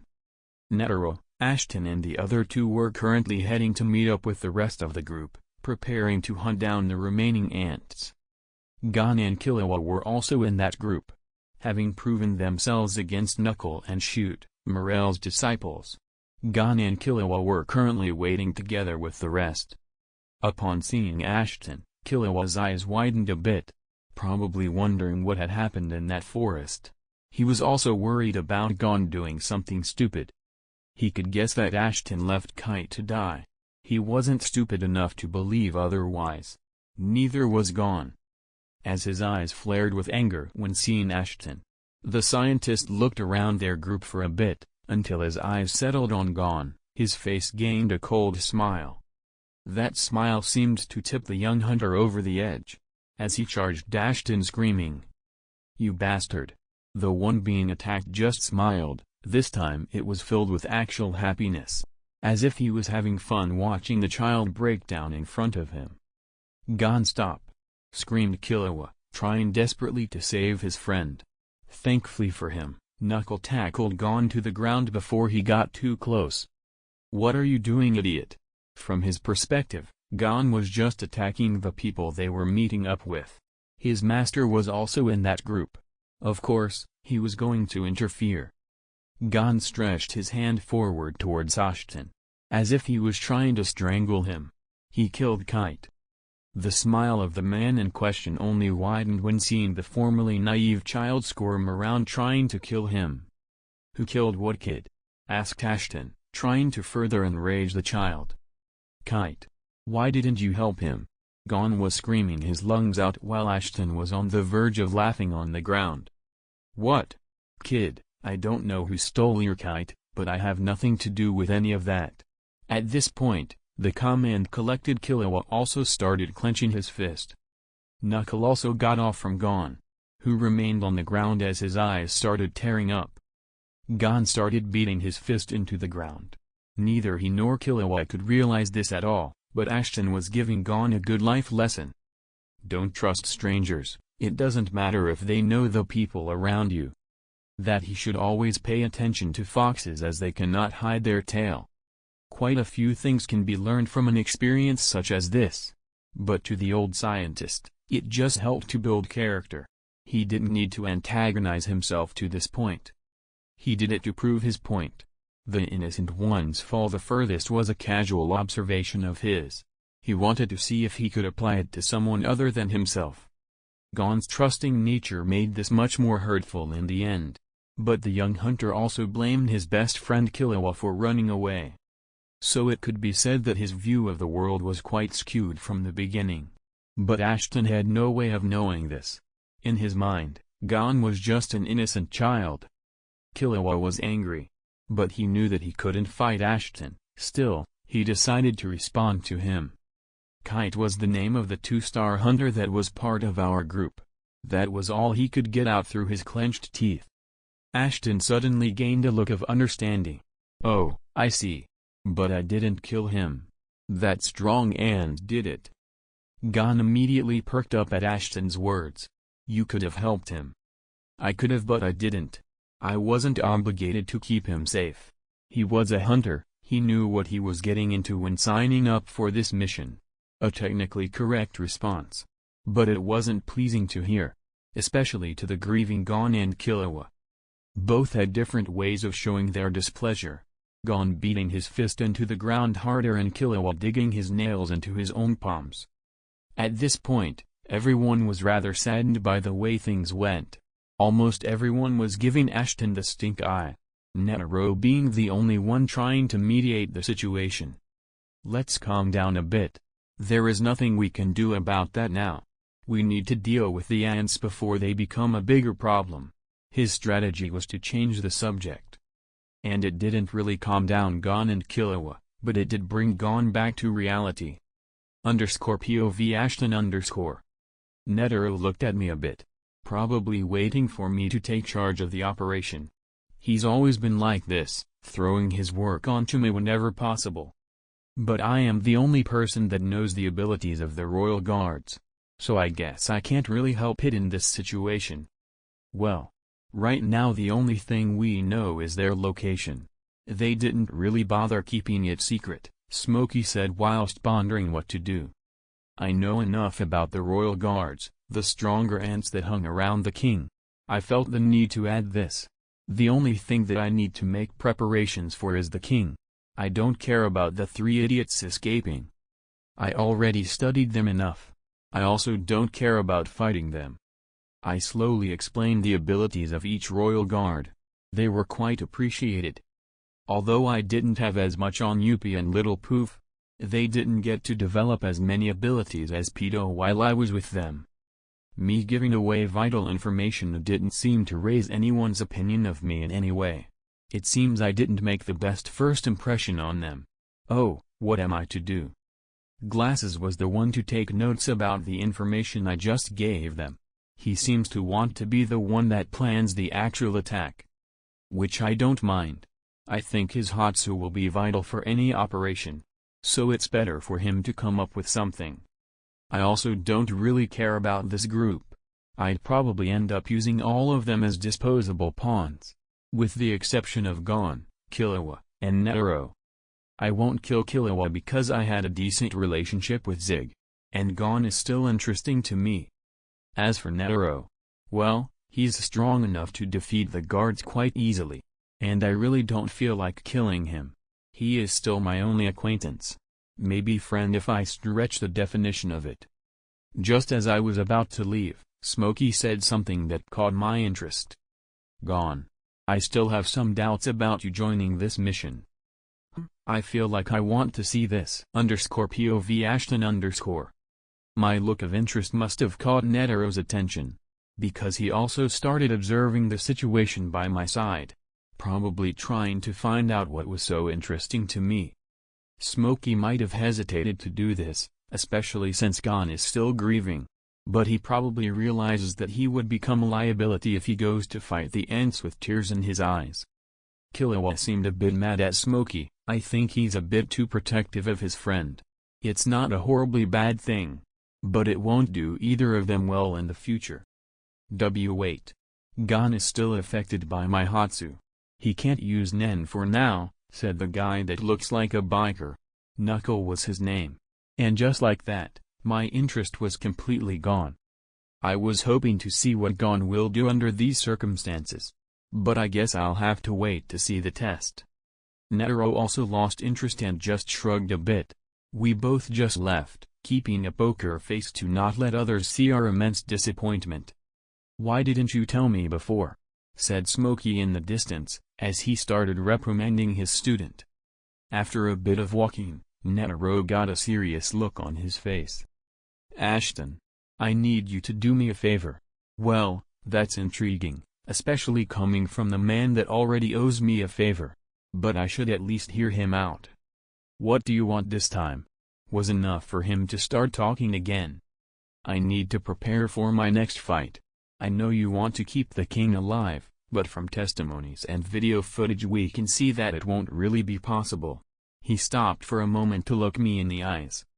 "The king is a threat to humanity. One that must be quelled. I need you to build a powerful nuclear bomb." Netero's tone was grave, but he wasn't done yet. I need to let him finish his idea before shutting it down. "I want the bomb planted in my body, made to go off when my heart stops. Just in case I cannot defeat the king in a fight." At this point, there was a recognizable scowl on my face. "Who are you trying to fool, Netero? Just in case I can't defeat him in a fight, you just want to go out with a bang?" The old man just looked at me, waiting for my response. "You already know you won't be able to win. Otherwise, you wouldn't even be making this request." He just sighed. He probably hoped I wouldn't call him out on that. But should I even try to help him? He's been growing older and weaker. He's not the type that wants to just wither away in a hospital bed. In our last exchange, I already realized that he is at around 60% of what he was at his peak. His strength won't be returning. He will only grow older and more senile as time passes. Do I really want to see my only friend go out that way? The answer is of course not. Fine. I'll help you. My medical knowledge isn't all that great, so you might want to find someone with better qualifications for the operation. A huge smile was the response I got. And it was all that I needed. All the good things in life must come to an end, including Netero. Our friendship has always been a weird one, so weird that I can barely even call him a friend. With him gone, I wonder who will be able to keep me sane? His infrequent visits to my laboratory were all the contact I had with the outside world. During my decades-long study, he was the only person I ever talked to. As for why I am not willing to do the operation myself, my skills as a surgeon are really rusty, to the point where I've forgotten most of them. I only use my knowledge of biology and anatomy for studying different species of animals nowadays. Now, how about we go for a drink? There are still about 2 weeks left until the attack. I have plenty of time to build you 20 bombs. Netero just smiled. How about some sushi to go with it? Since when does this guy like sushi? Oh well, might as well. Netero has never been a good example of a human being. He is selfish, greedy, somewhat insane. But he still taught me a lot of things. So I'll honor his last request. I'll build him a nice bomb. But I still want to keep the king's body. Such a crossroad. I need to choose if I capture the king or let Netero suicide bomb it. Oh well. I already know what I want to do. _POV narration _ As Netero and Ashton drank the night away, Gon and Killua could only somberly stare at the moon, wondering how things ended up the way they did. The once hopeful Gon had undergone a change. It was obvious to see for the white-haired assassin. He was becoming warier of the people around him. It was a good thing, sure. But he was now doubting everyone he had ever trusted, and that included Killua. The young assassin had always been perceptive. He could basically feel Gon's growing distrust towards him. But since Gon didn't say anything, he just hoped the problem would fix itself. A naive notion. Killua not addressing Gon's emotions was only making things worse. Adding that to the fact that the young assassin was not capable of showing his sadness in a way the grieving Gon could understand. It created a rift between them. A rift that would keep growing until either Gon realizes his foolishness or Killua tries to mend things properly. Or until their friendship breaks, leaving only shards of good memories tainted by a depressing ending. Ashton didn't realize how much his actions affected Gon and Killua. But he had no way to. Gon was always acting like a child, innocent and naive. But he had always been deranged in his own way, having a set of personalized morals, selfish, greedy, prideful, just like any other human. The nights kept rolling by as Netero and Ashton both started getting ready to face the King of the Ants. It was decided that Ashton was to take care of Neferpito by himself. as he knows her abilities best and can counter them effectively. Gon didn't like the notion of someone else dealing with Pedo. He protested with fervor. But he couldn't do much in that regard. He could only hope to reason with Ashton. He wanted to be the one to end Neferpito's life, especially after seeing Kite, who now was technically a flesh puppet that Pedo practiced her Nen on.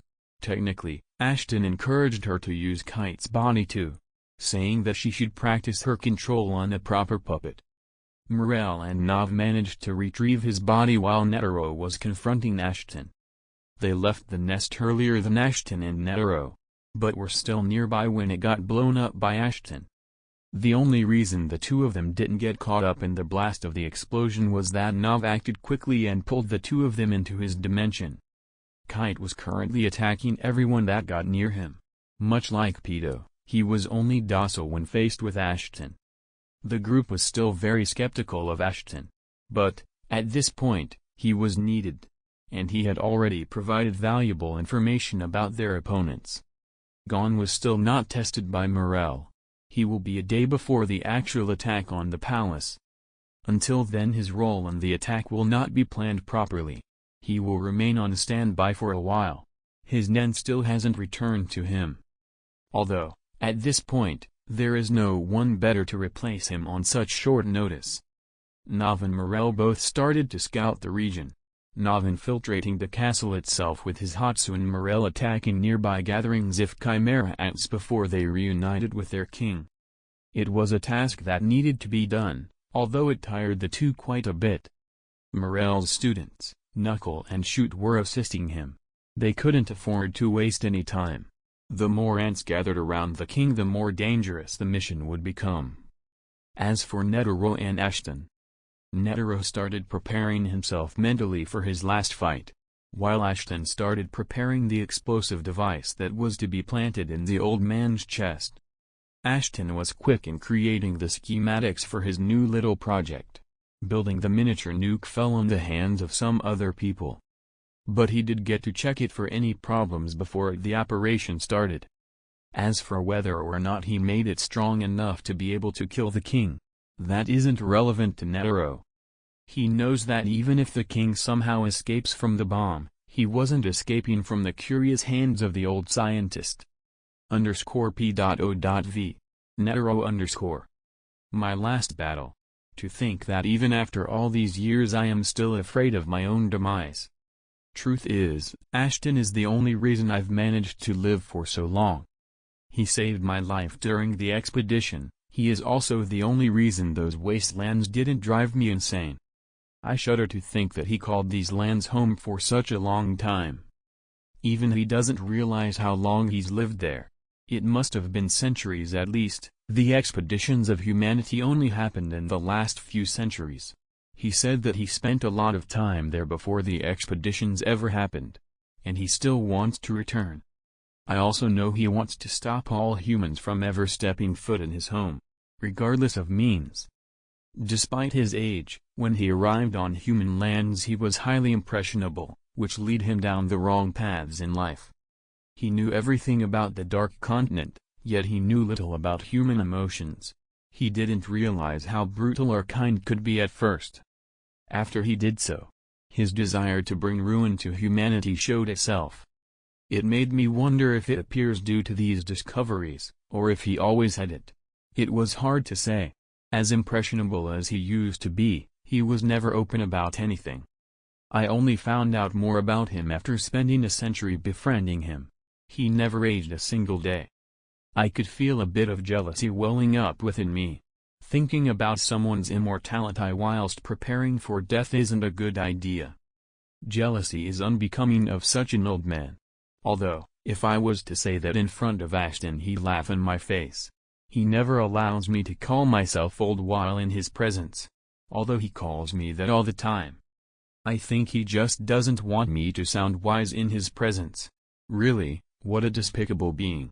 Why exactly is he one of my only friends? As for trusting him to build a bomb for the king, I guess I just trust his judgment. He wanted to destroy humanity at first, but let it up to fate eventually. I guess the fate of the world balances itself on his decisions. With his influence, it would be extremely easy to start a world war. And with his weapons, humanity would be brought to an abrupt end. He holds the means to do such things, but chooses not to.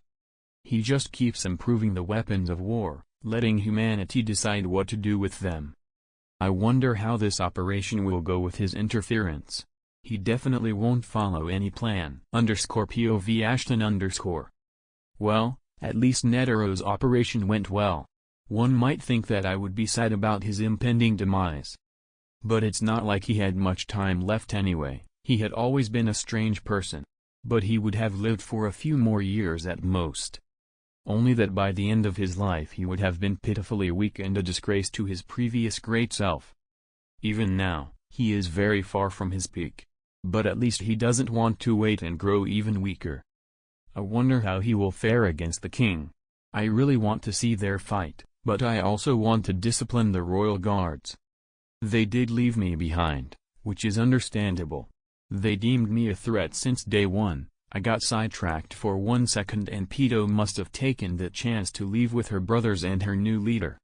It was either her idea or Little Poof's idea. I don't care, but it sure wasn't Yuppie's. That guy wouldn't be able to think his way out of a wet cardboard box. I think all of his intelligence was sapped by Little Poof honestly. Right now, I'm headed to see Smokey test Gon. I really want to see how he will fare. I haven't seen him fight someone truly strong yet. The ants he encountered in the forest were mostly lackluster. When I arrived everybody was already there. They didn't pay me any mind.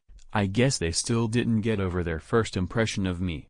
Not that I mind, saves me the words I'd use in a casual greeting. Only Killua even glanced at me. He didn't greet me or anything. His eyes just met mine and quickly darted somewhere else. Was this guy scared of me or something? Sure, I scared him a bit in the forest, but that wasn't anything a trained assassin should be bothered by. Oh well, I don't care much about him.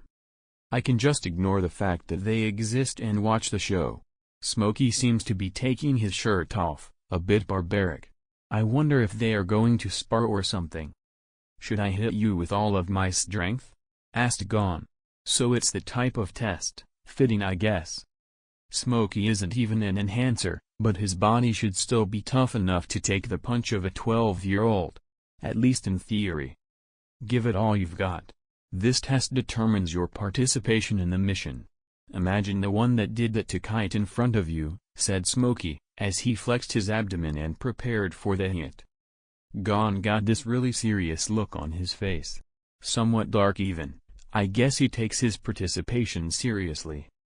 Gon put his right fist in his left palm. And started winding up his move. I don't know if it has a name. I guess he technically plays rock paper scissors until he wins? First comes rock. He started, as his aura started gathering in his hand violently. Well, he is a lot stronger than I gave him credit for. But this seems like a bit much for a small test. Even if Smokey said to go all out. The trees started fluttering in the current created by the vacuum of energy he was building in his punch. Is he trying to kill Smokey? I mean, good on him, but why? Why would he even think to do that? Even the big shirtless monkey was startled by this. I guess he wasn't expecting such a serious response either. He isn't even the type to take on powerful attacks like that. Gon continued winding up his punch further. Until Killua appeared behind him and tapped him on the shoulder. That's enough, Gon. You've proved yourself, he said, with a bit of a forced tone might I add. Gon looked like he had just woken up or something. He bowed his head to Smokey for a bit. Sorry, I was really about to kill you. Saying something like that with an innocent smile while rubbing your head. What? Was he always a maniac? Did something huge happen in the 2 weeks I hadn't seen him? His friend or whatever died, sure. But that shouldn't have impacted him to this point. Was he always like this? Maybe I didn't have the opportunity to see it before. Our encounters have been somewhat few. I guess I shouldn't judge a book by its cover, huh? A really stupid saying that somewhat applies to this case. But I didn't really judge him at face value. You could say that I read a few pages. It all seemed alright. Even that innocent smile from earlier wasn't even faked or anything. He isn't a good enough actor to fool me to this extent. He's far too young for that. So he has always been this way. Well, duly noted. I've now lost my desire to see how he will fare in the attack. Even fewer reasons to actually follow this shitty plan. The only part I'll follow will be the one where Netero faces the king. I think he said he'd hire a friend to carry him into the fight and help him separate the king from his guards. I am obviously joining them now, especially since there isn't anything interesting to see in this group anymore. Whilst walking away, I took out my research notebook and ripped the few pages I had written on Gon. No reason to taint the pages of my favorite notebook with something so normal.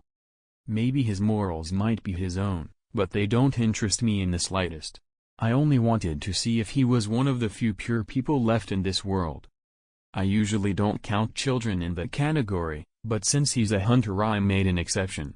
It was the first one I ever made, and it only led me to disappointment in the end. _p.o.v. Ashton _ I boringly spend my time in my hotel room, waiting for a meeting I set up tonight. I was obviously planning to deviate from the boring plan that Glasses came up with. Netero isn't the only one with friends around the world. I look forward to finally meeting the king.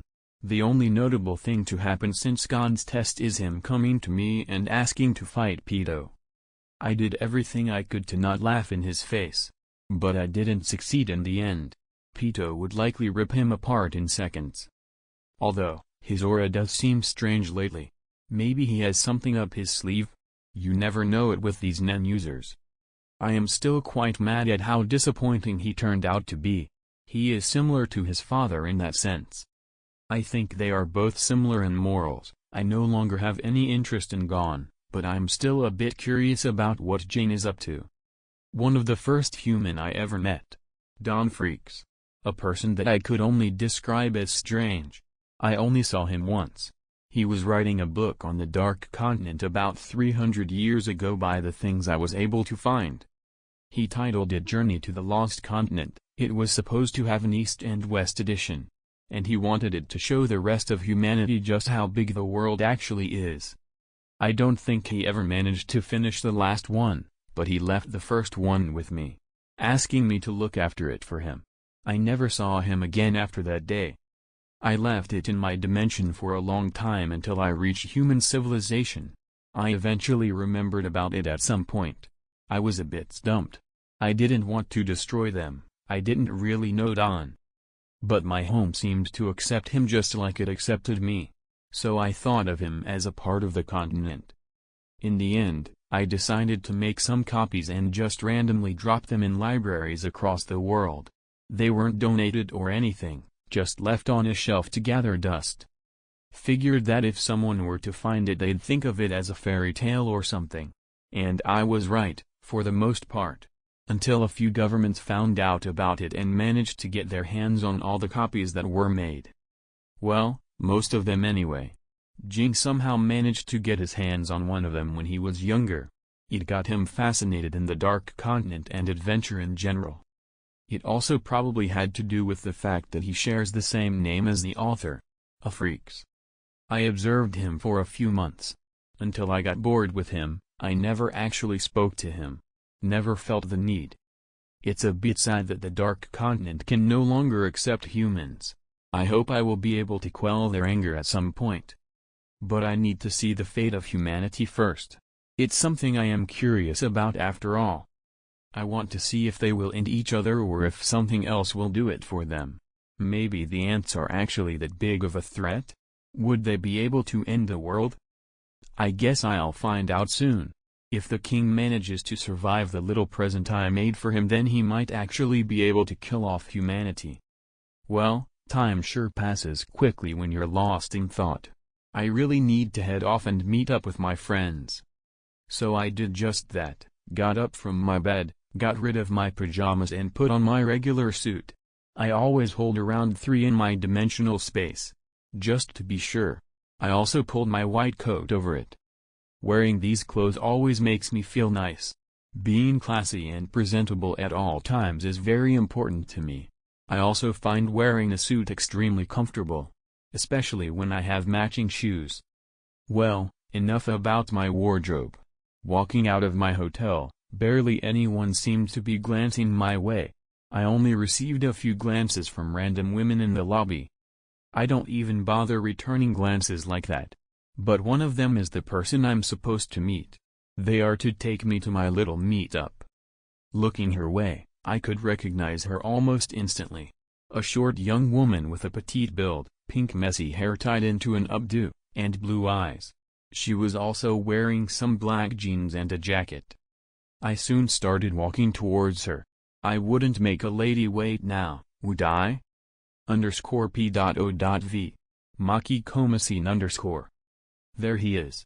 Ashton, one of our older clients. A person we know very little about. The leader said we can trust him as long as he wants something from us. But I still have my doubts. His eyes are always empty, it's hard to say what's on his mind. His mouth has its corners raised, giving him a gentle look to others. But I can easily see that he's just musing to himself. Probably thinking of something that amuses him. His one and only request included wiping out an entire clan just so that he could do experiments with their eyes. He is technically also the reason Uvogin and Pakunoda died. If it wasn't for him there wouldn't have been any reason for that Nen user to attack us. I should stop thinking about that. As much as I want to, killing him wouldn't help with anything. Especially when the leader wants to see him. I don't know why exactly. I don't think he is even an Nen user. Oh well, I shouldn't question his decisions for no good reason. I didn't even speak to Ashton. I just beckoned him to follow me and he did. His smile stretching a bit more creepily on his face. I really don't like his presence. _POV Ashton_. I followed the pink-haired member until I reached a warehouse. It wasn't exactly in mint condition. But neither was their group. Still, I did make them travel all the way to this country just for some entertainment. I guess they aren't all looking forward to the assignment I have for them. You seem to be missing some members. I remember a bulky and arrogant guy and a lady with a big nose. Did they croak? I don't care about their lives, but this might affect the assignment that I have for them. I looked around to see their leader. It wasn't the person I remember. Killua was certainly not this short. The leader was a short fellow with a constantly angry look on his face. His name's Phaeton if I remember correctly. He was just sitting on a crate, looking all gloomy. Something was certainly up with him. He just seemed pissed off. But still, I was hoping that I'd be able to hire their group this time. Without Killua they aren't as strong. For fuck's sake. This somewhat puts a stop to my entertainment plans. I almost couldn't hide my disappointment. Thankfully, the poker face I practiced for decades is powerful enough to stop my scowl from showing. What's with that frown on your face, Fei? I was expecting a warm welcome, aren't we, friend? I said in a simple tone. It's Phaeton, he said in a relatively calm tone. But his anger was rising quickly. I didn't plan on doing anything profitable for our group. Our current circumstances are quite horrible. His frown turned even worse. Yeah, I can tell. This is no place to call a meeting with an important client. Seeing him and his colleagues grow angrier and angrier with every sentence that comes out of my mouth is quite fun. Most of the people in the room were mad at me at this point. I guess Killua didn't inform them of my identity properly. Stop spouting bullshit, you freak. Why did you call us all the way here? A tall and muscular man with an extremely short fuse.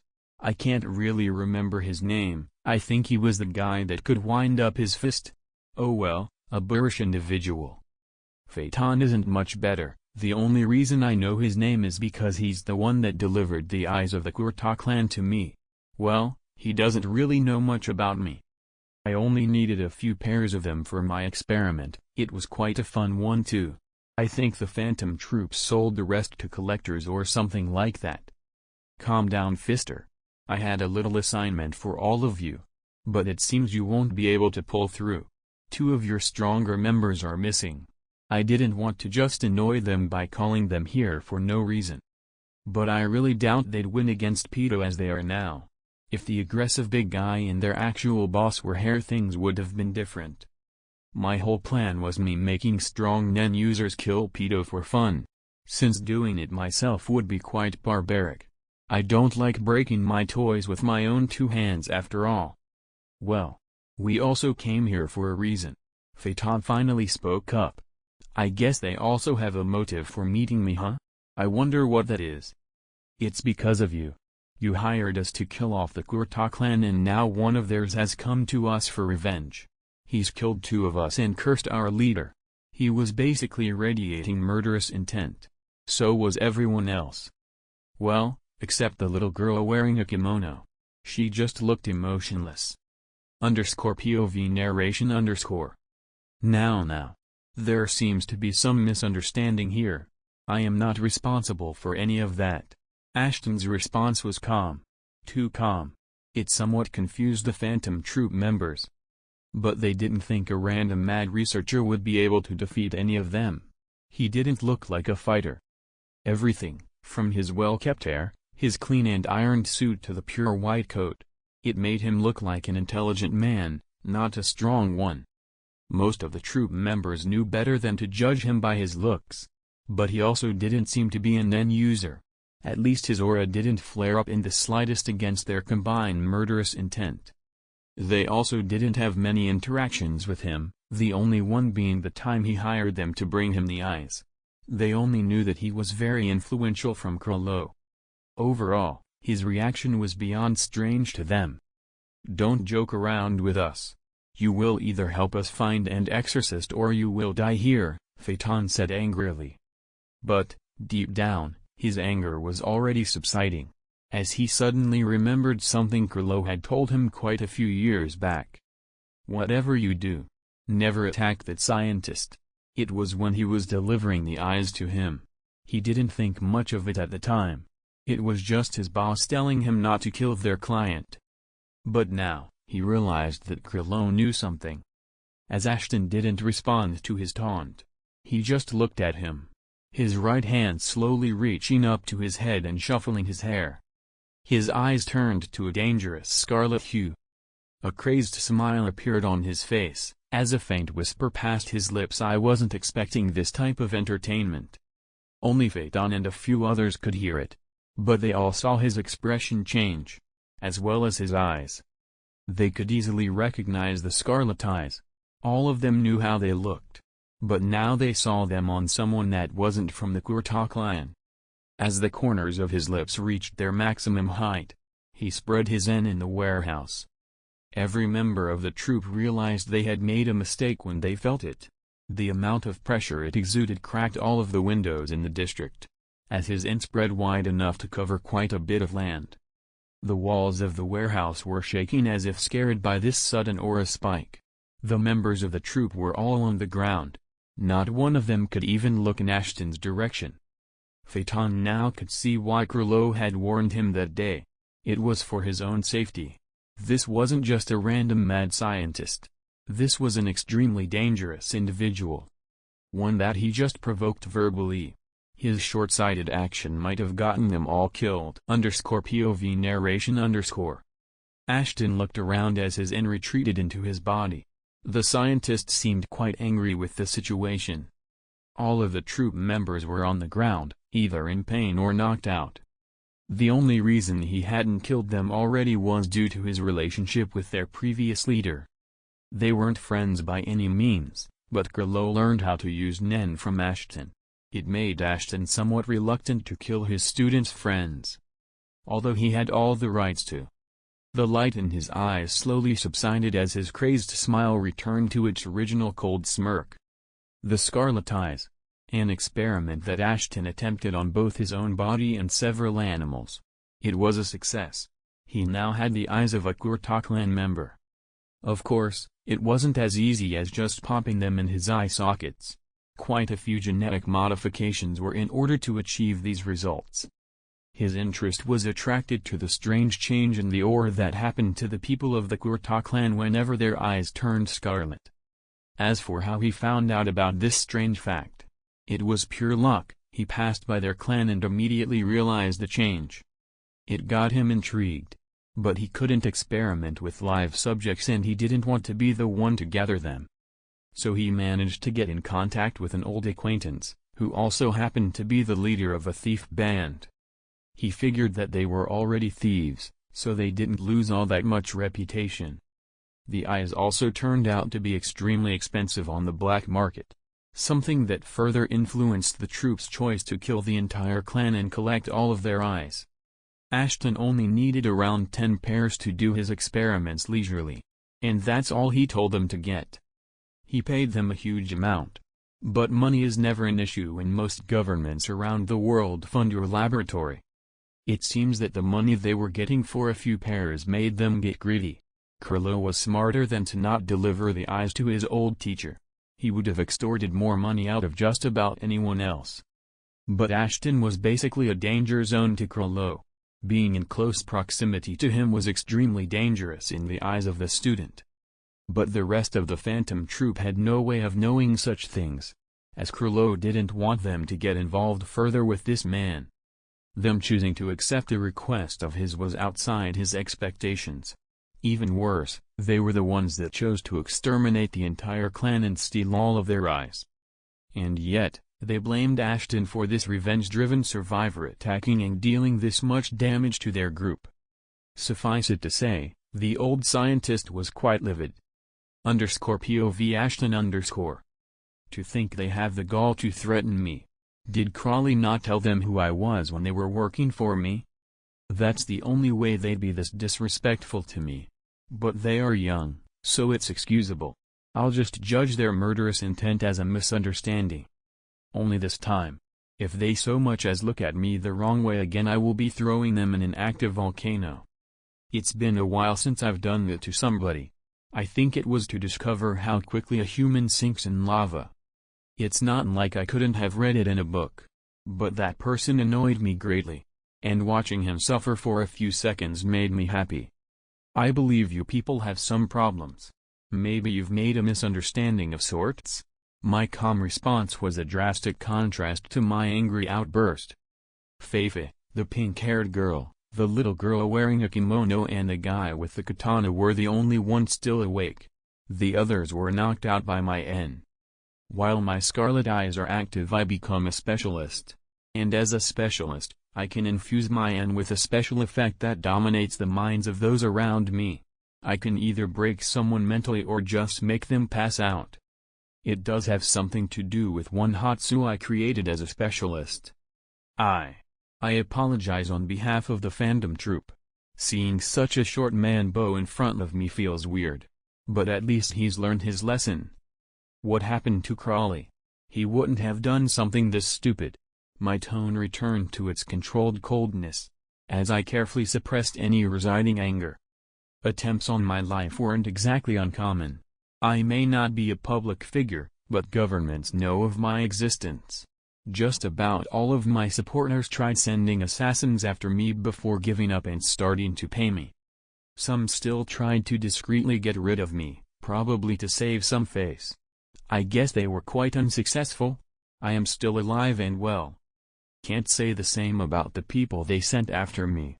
But I at least got to try a few exotic execution methods. Oh, look at me getting lost in thought again. Happens a lot when you're used to spending time alone.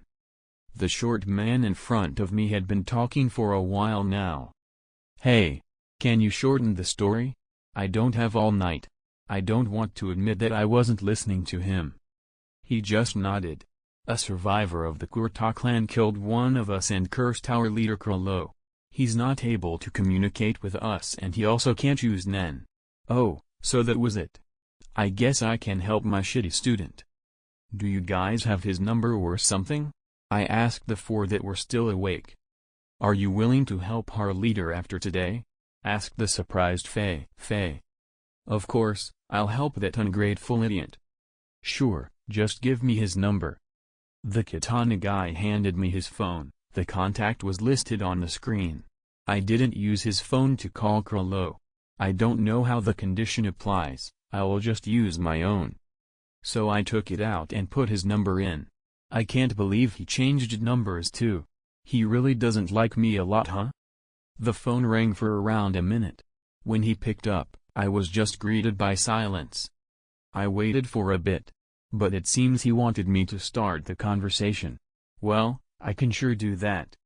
An unusual mischievous smile found its way to my face. Crawley, how you break my old heart. Not even properly greeting your old man. I could hear the vein on his forehead pop. Teacher. Teacher? Yep, he's just like I remember. To say that Killua was surprised would be an understatement. His teacher had never paid much attention to him after he developed his Hatsu. Even their meeting was strange, as Killua once tried to pickpocket the old scientist. He dearly paid for it. Ashton had no sympathy for anyone. An unfortunate street urchin wouldn't get any pity when crossing him. But this time he felt more magnanimous. Not. Ashton just realized that Killua had talent and caught his interest. That was the only reason the child didn't get his hands blown off. He still kicked the child into the ground, and proceeded to drag him back up by the scruff of his neck. He just extended his hand to the child. He smiled at him. Trying to look friendly only made him look terrifying in the child's eyes. Do you want to grow stronger? Saying that, Ashton extended his hand to the skinny child. The young Killua accepted the deal. Just like that. The contract was signed and his soul was forfeit. For about a month or two.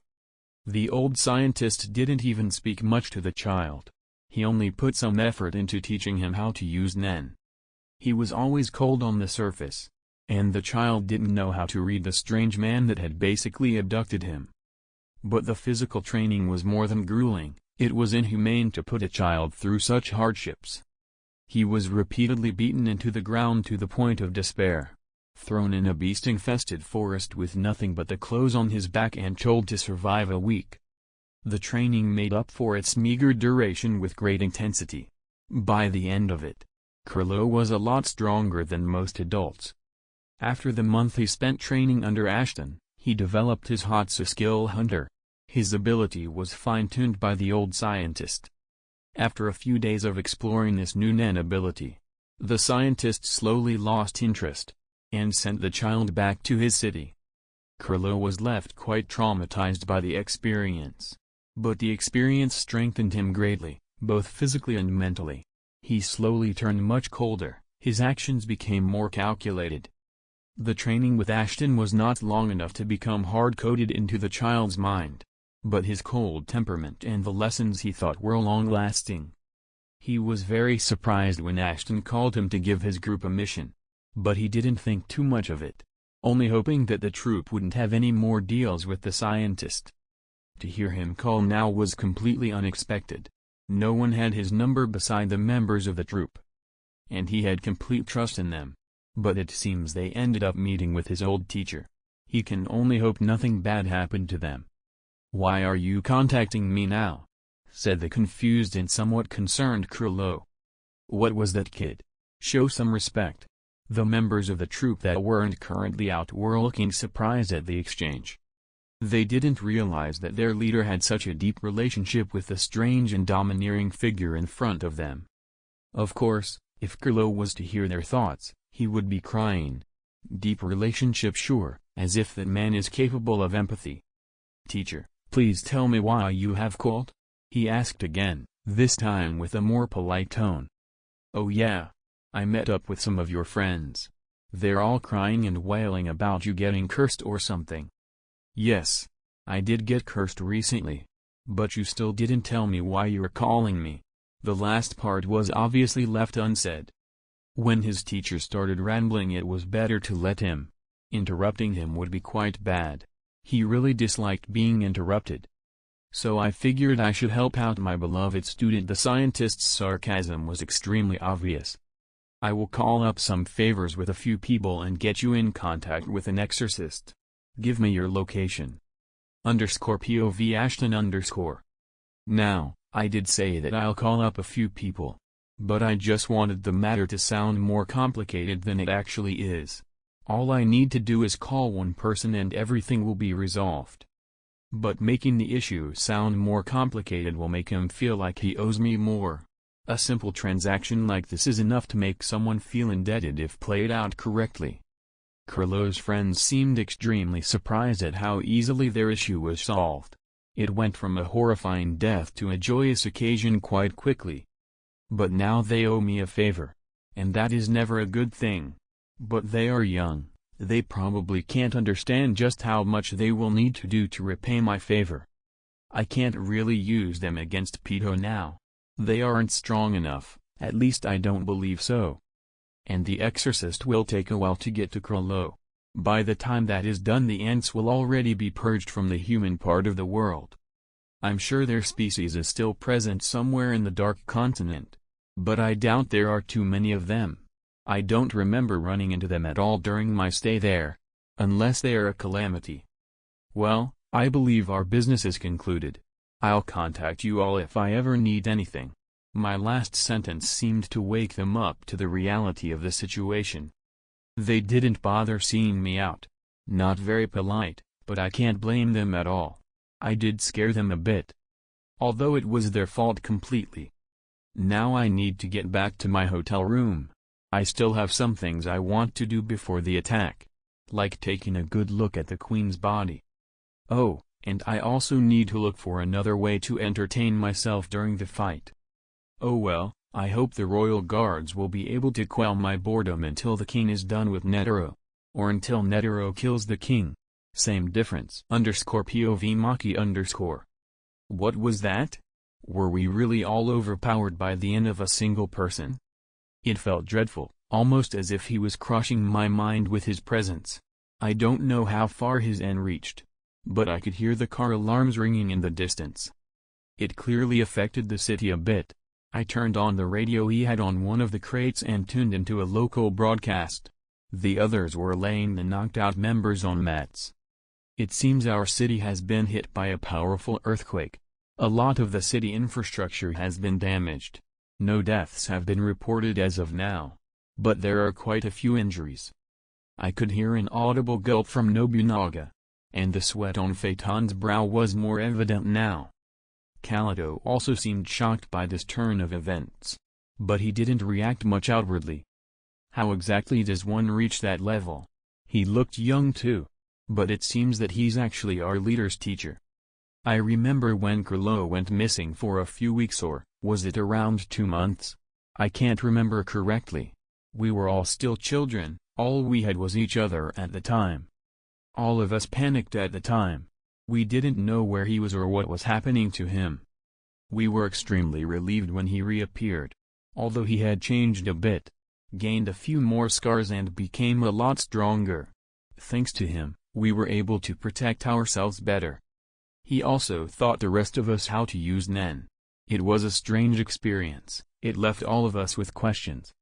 But he always avoided a straight answer. The most we ever got out of him was that he got lucky and found a book on Nen. Now, to find out he had a teacher isn't really surprising in any way. But the fact that his teacher is basically a monster in human skin explains quite a few things. The unusual agitation in our leader's voice when realizing who he was speaking to was not a pleasant thing to hear. But, at least he will be able to escape his curse. And we will be able to hunt down that chain user eventually. Things are looking well. _POV Ashton_. Getting back to my apartment was quite uneventful. I completely ignored the collapsed buildings on the way home. I made a call to good old Netero and told him to spare me an exorcist and send him on a mission for me. The old man agreed, although a bit annoyed that I interrupted his meditation time. I have quite a few things to do now. For example, I need to look at the Queen's body more properly. I didn't have the chance to examine it while I was dismembering it. I didn't really have a place to put it on. But covering my bed with nylon will have to do for now. I always carry some around for practical reasons. Anyway, ripping space open and dragging out the Queen's torso wasn't a difficult affair. A bit draining Nen-wise maybe. Usually, corpses don't require this much Nen to store and take out. Living things always take a lot of Nen. Did I fail to notice something inside the Queen's torso? I doubt it's a maggot. Worms and smaller life forms don't take as much Nen to store. This feels a lot like storing a living child. Something I experimented with before. Killua survived, of course. But he said he didn't remember anything while in my storage. I already knew that time didn't affect living beings in that place. I was curious as to how they felt whilst inside. From that experiment, I learned that they don't even realize that they entered the space in the first place. Even if they walked in it willingly and have the memory of doing so, their brain simply can't register the fact that they entered the strange space. This means that the queen might have given birth to another ant beside the king. I wonder if it's as talented as the king. I looked closely at the queen's ripped-out belly, and I could see a sleeping figure. It looked exactly like a small child. It was underneath one of the queen's organs, hidden. But I could see it with Gyo. It had quite a bit of aura. I carefully removed it from the queen's torso. I didn't want it to further damage the queen. It's already difficult enough to study. It had red hair and large purple eyes. Its skin and features were weirdly human.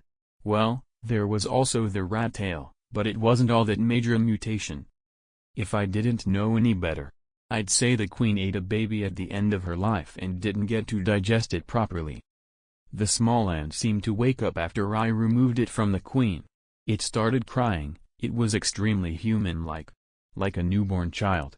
It had its eyes open, looking around the room. Despite its wailing. But its eyes were weird. They looked at me with a strange calmness. I could feel my smile stretch on my face. Something interesting to study comes to me by itself. How quaint. I wonder, how will this little ant develop? Will it be as strong as the king? Better? Or maybe it will be just like any regular ant? The latter is the most likely answer. The king took a lot out of the queen to nurture. I think her other spawns were disregarded whilst she was doing that. Although, this one might have developed a bit unnaturally. Its eyes were filled with intelligence. Something only the royal guards had at birth. Well, all ants were intelligent to some extent. But this seems very unique. It already looks smarter than Noopy. Maybe my senses are failing me, but I can also feel a bit of aggression coming from it. It's probably just confused. I'm sure that's it. I threw the queen's body back into the ripped open space. I didn't have any interest in it now. I will study it more later. I already have something else to play with. _POV Ashton_. Unfortunately, I don't have enough time to develop this small chimera ant. The attack on the king is in around 2 days. I need to meet up with Netero and his friend, who he still hasn't told me much about. But I need to find a caretaker for this little ant.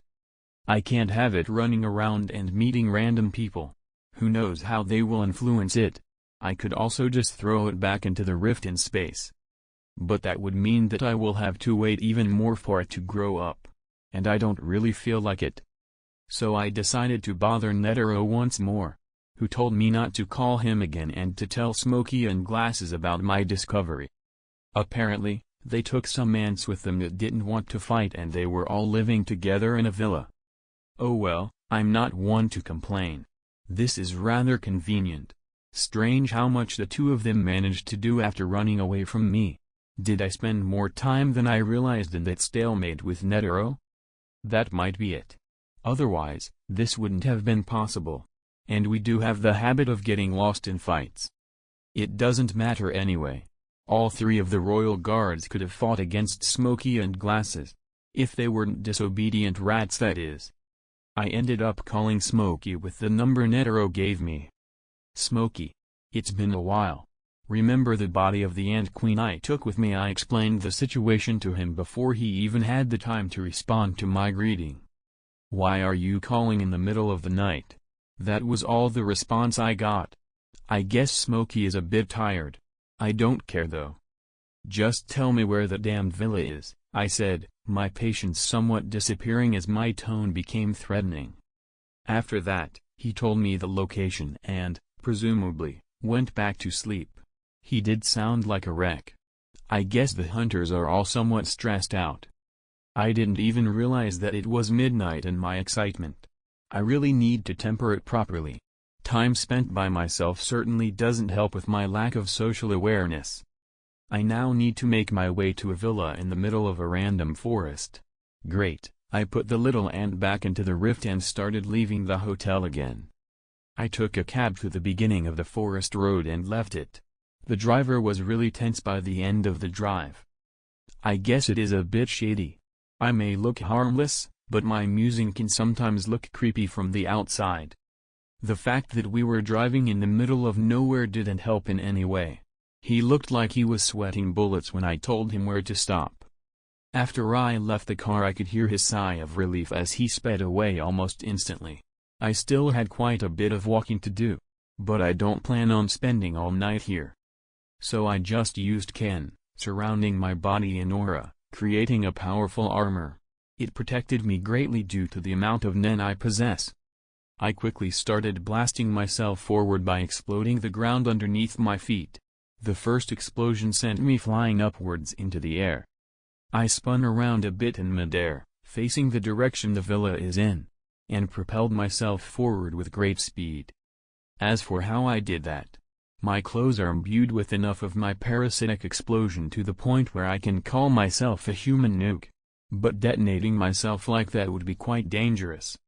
My body quickly turned into an arrow, breaking the sound barrier and creating shockwaves when hitting the wind. Any normal person would be crushed by this speed. But I can manage due to my disgusting amount of Nen. It perfectly protected me against both the temperature and the blast of the explosion, making the blast of the explosions only give me momentum. This speed was great.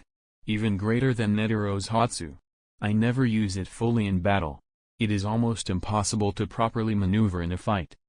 Both Netero and I can go over the speed of sound with our Hatsu. Well, his attacks can, his body is stationary most times. Even with my speed, it still took me a bit to reach the villa. It was quite deep into the mountains, camouflaged by trees. I kept blasting myself in the general direction until I could see the villa. The ants should be awake by now. Explosions aren't exactly known to be quiet. When I eventually reached its vicinity, I spun around in the air, breaking some of my momentum, and let off another explosion to completely bring me to a stop. I landed safely on the ground, about 100 meters away from the villa door. Using Gyo, I could see that the ants were gathered around the door. There were around 5 of them. They seemed to be somewhat panicked. Rightfully so, but it doesn't really matter much. I reached the door and knocked on it politely. Figured showing some manners would calm down their nerves to some extent. It didn't work well. They all tensed up when hearing someone at the door. They'll calm down eventually. There are only 2 ants I recognize in this group. One was the bird fellow with a humanish face. His name was Colt, I think. The other one was a purple bear in a suit. Someone I can consider classy. His name was Koala. I only remember him because I like his style similar to mine. Colt was the one to approach the door. The others got into fighting positions. Really? What do they think? Does someone just randomly attack them? Since when are they so important? Colt opened the door and was immediately surprised when seeing me. Well, hello there Colt, I said calmly. Mr. Ashton. It's been a while. I didn't think you'd be the one to visit. The other ants immediately relaxed when seeing me. They all recognized me from the nest. Big mistake for them to let their guards down like this. But whatever. I need them for something now. Hey, remember the queen's body? I started explaining the situation to Colt, as Koala and the others listened intently. Colt was extremely excited when seeing me take out the small chimera ant. The fact that I just tripped a hole in space with my bare hands seemed to fly over his head completely. The others did react a bit, but it was nothing major. I guess they don't yet know enough about Nen to understand how difficult it is. I just left the little ant in their care. It seemed completely confused too, something that I find strange. Considering that a child shouldn't even get too accustomed to his surroundings as quickly as he did. A newborn wouldn't be able to realize they basically just got teleported. This little ant is looking more and more interesting. It's almost making me forget that the king even exists. Almost. After that, I just bid them farewell and left the villa.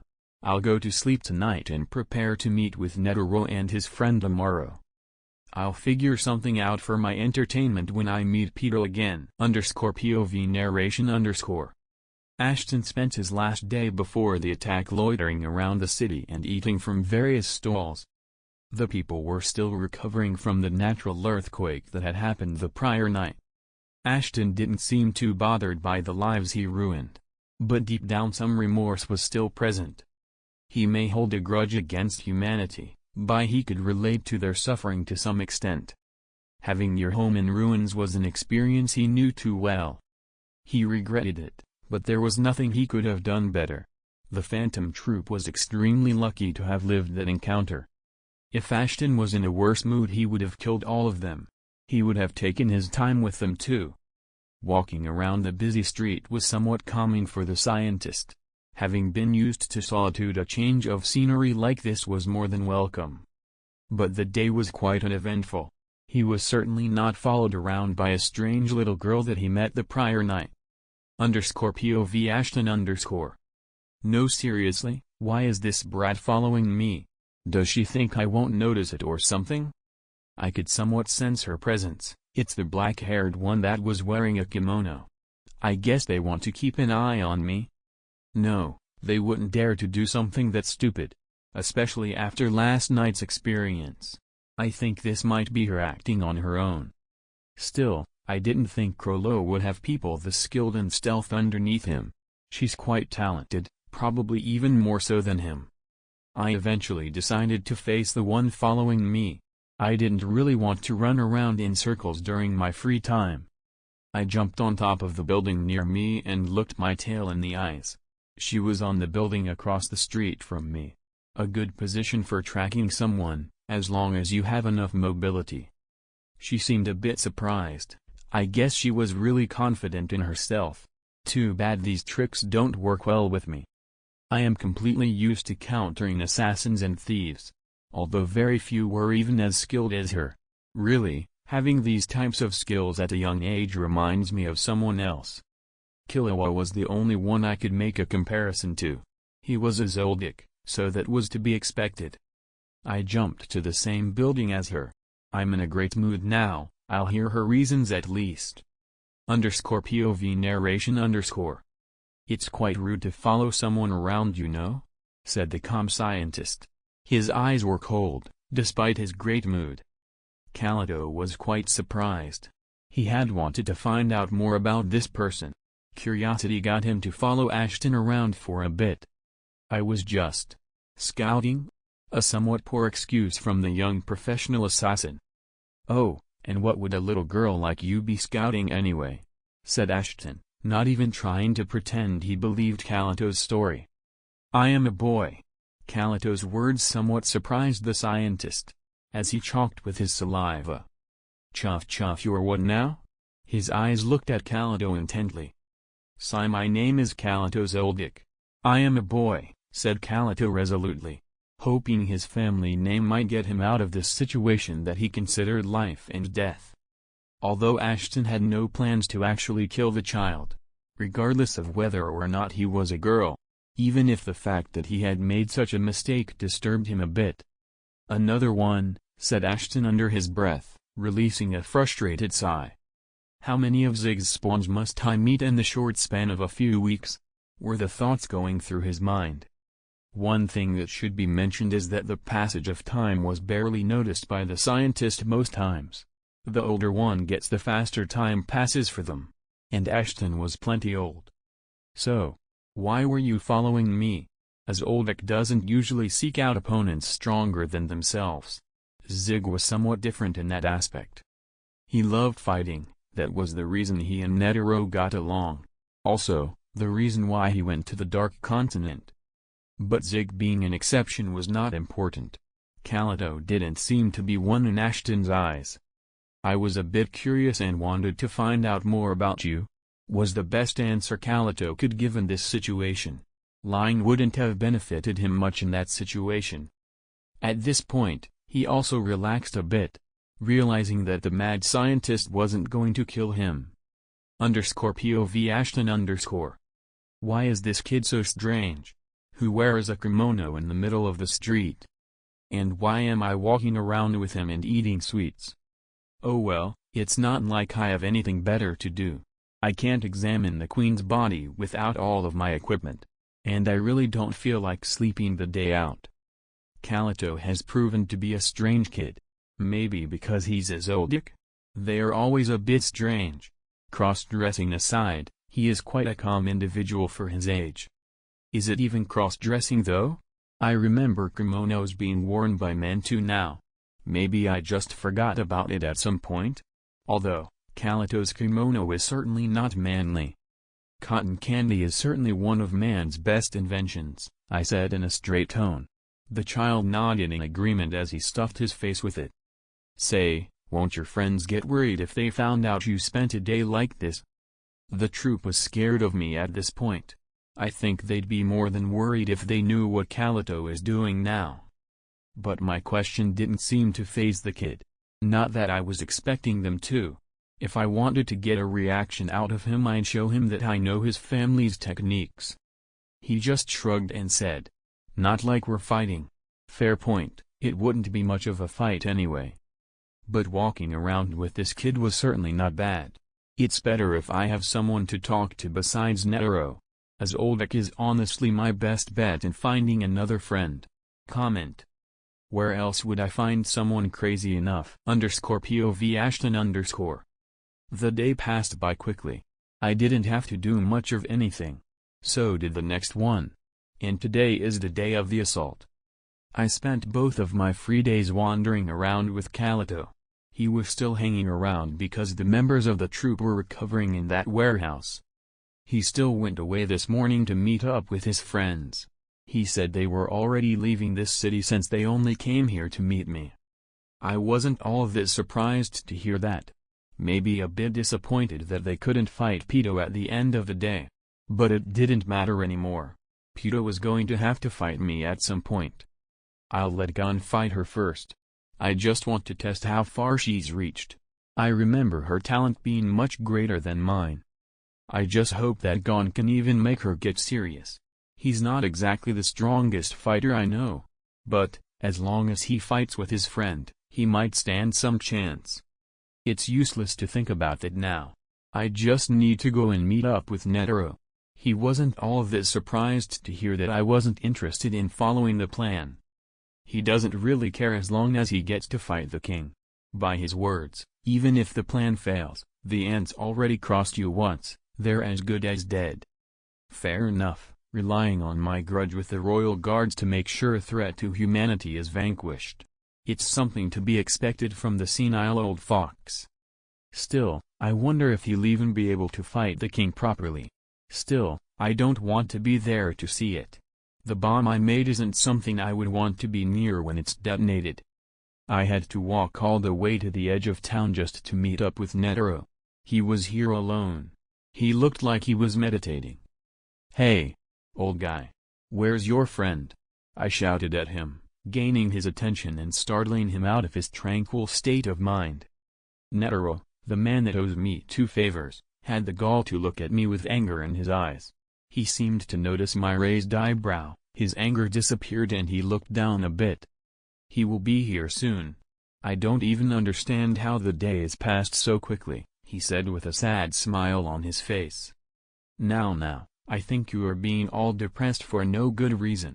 Not like this is the first time you have been close to dying, I said in a confident tone. Omitting the fact that this is basically a suicide mission for him. No need to further demoralize the man. Although he isn't really all that sad. He's just playing around. Oh well, shame we don't have time for one last drink. Yeah. He was too busy preparing for his fight. He wanted to get into the right state of mind for it. Now he seems to be regretting not spending some time drinking his worries away with me. Don't worry too much about it. We've had enough goodbyes that ended in the both of us being drunk. Let's take this one while sober, yeah? My comment made him roll his eyes a bit. There were quite a few times we've had a one last drink before we thought one of us was as good as dead. One time was when a government hired the Zoldyck family to kill me. Oh, The memories. I fought against their oldest members too. It was quite a disappointment that I didn't meet Zig. I did have the pleasure of meeting Maha. That old crook. He almost killed me a few times in our short encounter. Not that I was any worse. I did have a few opportunities to kill him. But killing such a rare opponent seemed like a waste to me. I also didn't want to kill one of Zig's family members. It would have felt weird. I actually think Maho might be Zig's father. Can't be too sure, the guy never talked about family. He is an enhancer, much like Netero. They are very similar in strength, but their fighting styles couldn't be more different. Maho is a lot deadlier. He was also paid a lot of money for that job. He wasn't even alone. He was accompanied by his grandson and great-grandson. Thankfully, the fight didn't have to be prolonged much. Netero managed to rush into the palace of the nation that hired them and killed just about everyone there. Good times. The Zoldyks stopped their attack when they received the news that their employer was met with an accident. I didn't bother stopping them either. I had enough fun to last me a few weeks. And, apparently, the friend that Netero managed to bring along is none other than Maha's grandson. Zeno, I think it was. Oh. Hello, it's been a few decades, I said in an upbeat tone. Too bad I forgot to put much emotion in my expression. That's always a problem when you repress most reactions. Netero just laughed a bit at my salute. Zeno looked weirdly at me. Then his eyes widened a lot. Ashton. You haven't aged a single day seriously? Zeno's poker face was as strong as I remember it. My appearance still startled him quite a bit. _POV Zeno's old_. My mission is quite simple this time. All I had to do was transport Netero in and help him separate the king from his guards. I prepared for it. The plan was just for me to create some chaos and give the infiltration team an opportunity to attack. I don't even have to kill anyone in this mission. But the mission became more of an afterthought after I saw the person standing beside Netero. Ashton, a person that became burned into my memory. An absolute monster. The only person to ever defeat my grandfather. Who even Netero could only fight to a stalemate. Even with me and Silva, there wasn't much we could do. He dodged all attempts perfectly. We managed to press him a bit. But grandfather lost his hand during the fight. He was injured heavily. We were planning to retreat even before Netero informed us that our client passed away. Ashton also didn't pursue us at all. He seemed quite pleased with the fight. It was a shameful display. Thankfully, our reputation wasn't harmed at all, as Ashton was a secretive figure. The details of the fight never surfaced at all.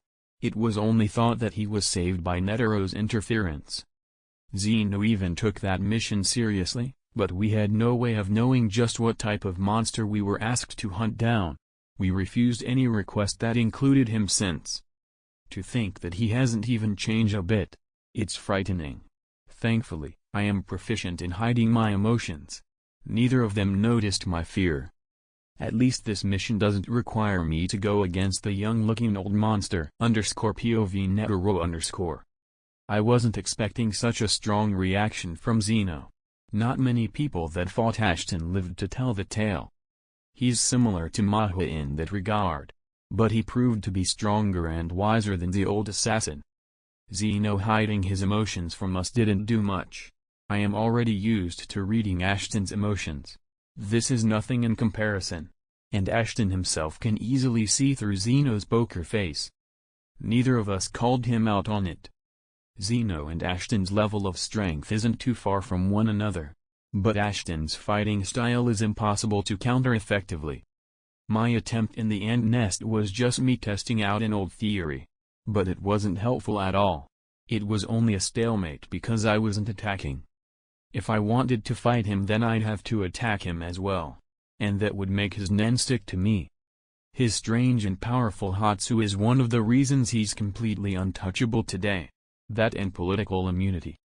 Even if some people still discreetly try to kill him, they never have many chances. He always has his guard up. It still bothers me that he looks so young after all this time. A lot of people tried to capture him to find out the secret to his eternal youth. None survived for long.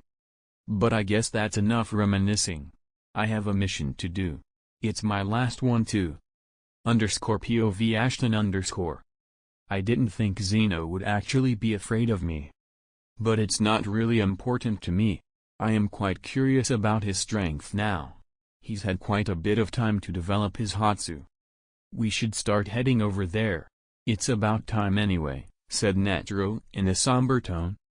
Zeno just nodded. I guess I'll be carrying you both there? Was there even a need to ask such an obvious question? I guess he was only told about transporting Netero there. Yes, I'll be coming as well. I smiled a bit, trying to sound cordial. Very well. Hop on, he shouted as he rose into the sky. He seemed to be riding a dragon made of Nen. That's quite new. He didn't have that ability the first time we met. I guess quite a few years have passed. He's had enough time to develop it properly. I jumped on its tail and ran up the dragon until I reached Zeno's side. Netero was right behind me. Netero signaled Zeno to start flying us towards the royal palace, residence of the King of Ants. And the flight wasn't exactly slow. We were going at a decent speed. We all could see the palace in a few minutes. And it seems that Pito sensed us too. She jumped up to meet us. Netero was about to interfere, but I don't really want him to break my toys. I can do that myself just fine. I jumped down to meet her. I looked her in the eyes. She finally seems to have noticed me. Her eyes widening in fear was what I expected. I didn't expect them to gain a look of resolution right afterwards. She showed her claws and tried to stab me with her hand as we came closer in midair. I just extended my left hand to her. A purplish nen came out of my glove, and just as I used Ken and reinforced my body it exploded, sending the chimera ant hurtling to the ground at unimaginable speeds. It also broke my descent and sent me back to the dragon. I spun around in the air to break some momentum and grabbed a hold of the flying Nen construct. Netero then looked at me and nodded. He also jumped off. I followed him. Zeno dispersed his big dragon into countless smaller ones. His mission was to create chaos, right? Well, he's doing a damn fine job of it.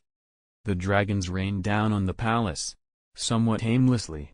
But there weren't any humans around to get hurt by it. So Zeno could attack without any restraints. We all landed near one of the towers. We could all feel the presence of the king inside. We decided to enter it without wasting much time. And there he was, in all his glory. He had 2 long antennae on his ears and a large shell-like armor over his head. There were dark pigment areas on his arms, legs, chest, and head. He also had a tail equipped with a stinger. His appearance is quite intimidating. He was holding an injured little girl. A look of absolute anger etched on his features. Upon seeing that, Zeno's eyes widened in shock. It seems there was a human present after all. I didn't think he'd make such a big deal out of it though. I guess we should preserve her life, at the very least. The 4 of us were in a stalemate, one that I decided to break by walking towards the king. He tensed up, as his tail prepared to stab me. Hold on now.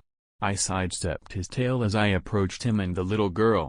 He looked shocked. Was he really not expecting anyone to be able to dodge his attacks?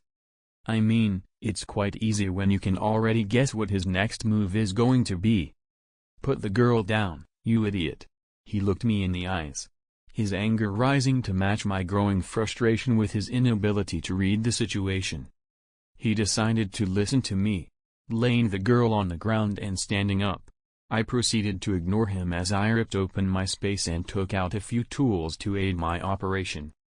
Her injuries weren't exactly light. They needed to be treated with caution. I decided to ignore the king and his conversation with Netero. I already know where they're headed, I can just look after them when I'm done here.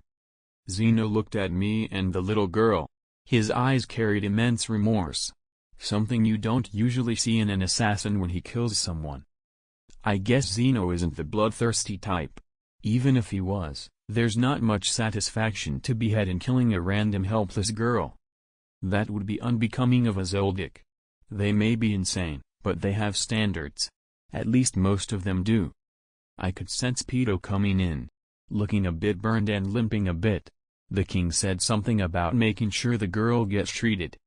He said her name, but I really can't break my concentration for too long. It's a bit of a shame that my attention is elsewhere during my first encounter with the king. But that's fine too. I'll look him in the eyes in his last moments anyway. Pito looked at me as I treated the girl. She didn't attack or anything. She sat down and started treating her own injuries using one of her hatsus. Doctor something, it was useful. I guess we can switch seats for now. Pito's hatsu should aid the girl's recovery to a greater extent. _POV Ashton _ Pito. Start healing this child as soon as I stop, I said in a commanding tone. My voice clearly startled her greatly. I guess she wasn't expecting me to just start shouting at her. But she quickly got prepared. Her leg was already almost healed. Although it won't make a difference when fighting me. As soon as I took my hands away from the child, she started her operation with her hatsu. It was exactly where I left off. You've somewhat improved, I said to myself. She wasn't really listening to me at all. I guess she's too concentrated on this to speak. Although she still feels my presence, it seems to make her a bit tense. Maybe I traumatized her a bit. She was just a newborn when experiencing the full brunt of my baleful N. As for why I even started healing this child in the first place. 1. She's the king's prisoner. I doubt she has done anything to deserve this type of death. 2nd, if I truly concentrated on the king, I wouldn't have been able to allow Netero to go through with his plan. He should already be heading to the designed place for their fight. Above that old tomb, he said something that it would be fitting for his last fight to be held inside one. Really, what an idiot. Insisting to die. It's not like he cares so much about humanity. It doesn't matter if some powerful people want the ends gone.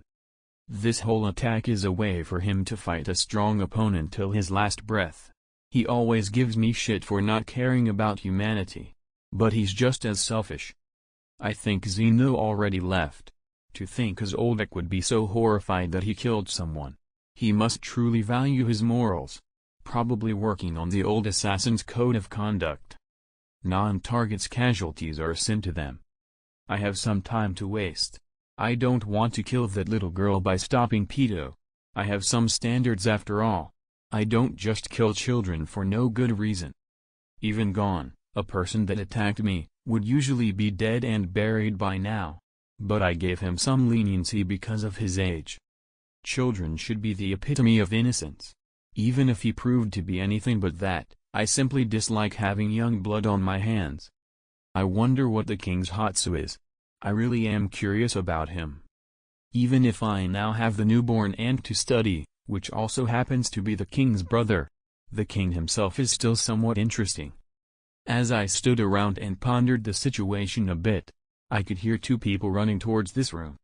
I used Gyo and looked at the door. 2 auras, Gon and Killua. I still remember their auras. They aren't using Zetsu either. Gon kicked the door open like an uncivilized barbarian. Killua followed suit, having his friend's back. Even if said friend didn't pay much attention to him. "Do you remember me?" asked Gon. Pito was a bit too concentrated on her task to hear him properly. He kept talking though, even I don't know what's coming out of his mouth. And the only thing I'm concentrating on is my boredom. So he stood behind Pito and started shouting angrily. "I came here to take Kite back from you. What in the actual fuck is this kid talking about? Didn't you say Kite's dead?" I asked from a corner of the room.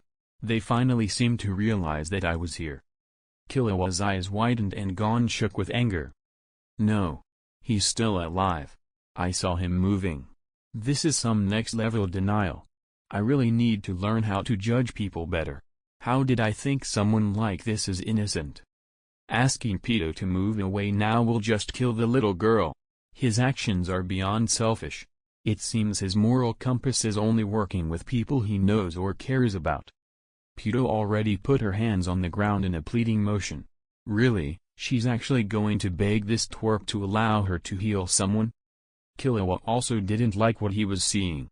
Or, he didn't look like he was enjoying the situation. I think it's about time I intervene. Pedo is already panicking, she has something she should concentrate on.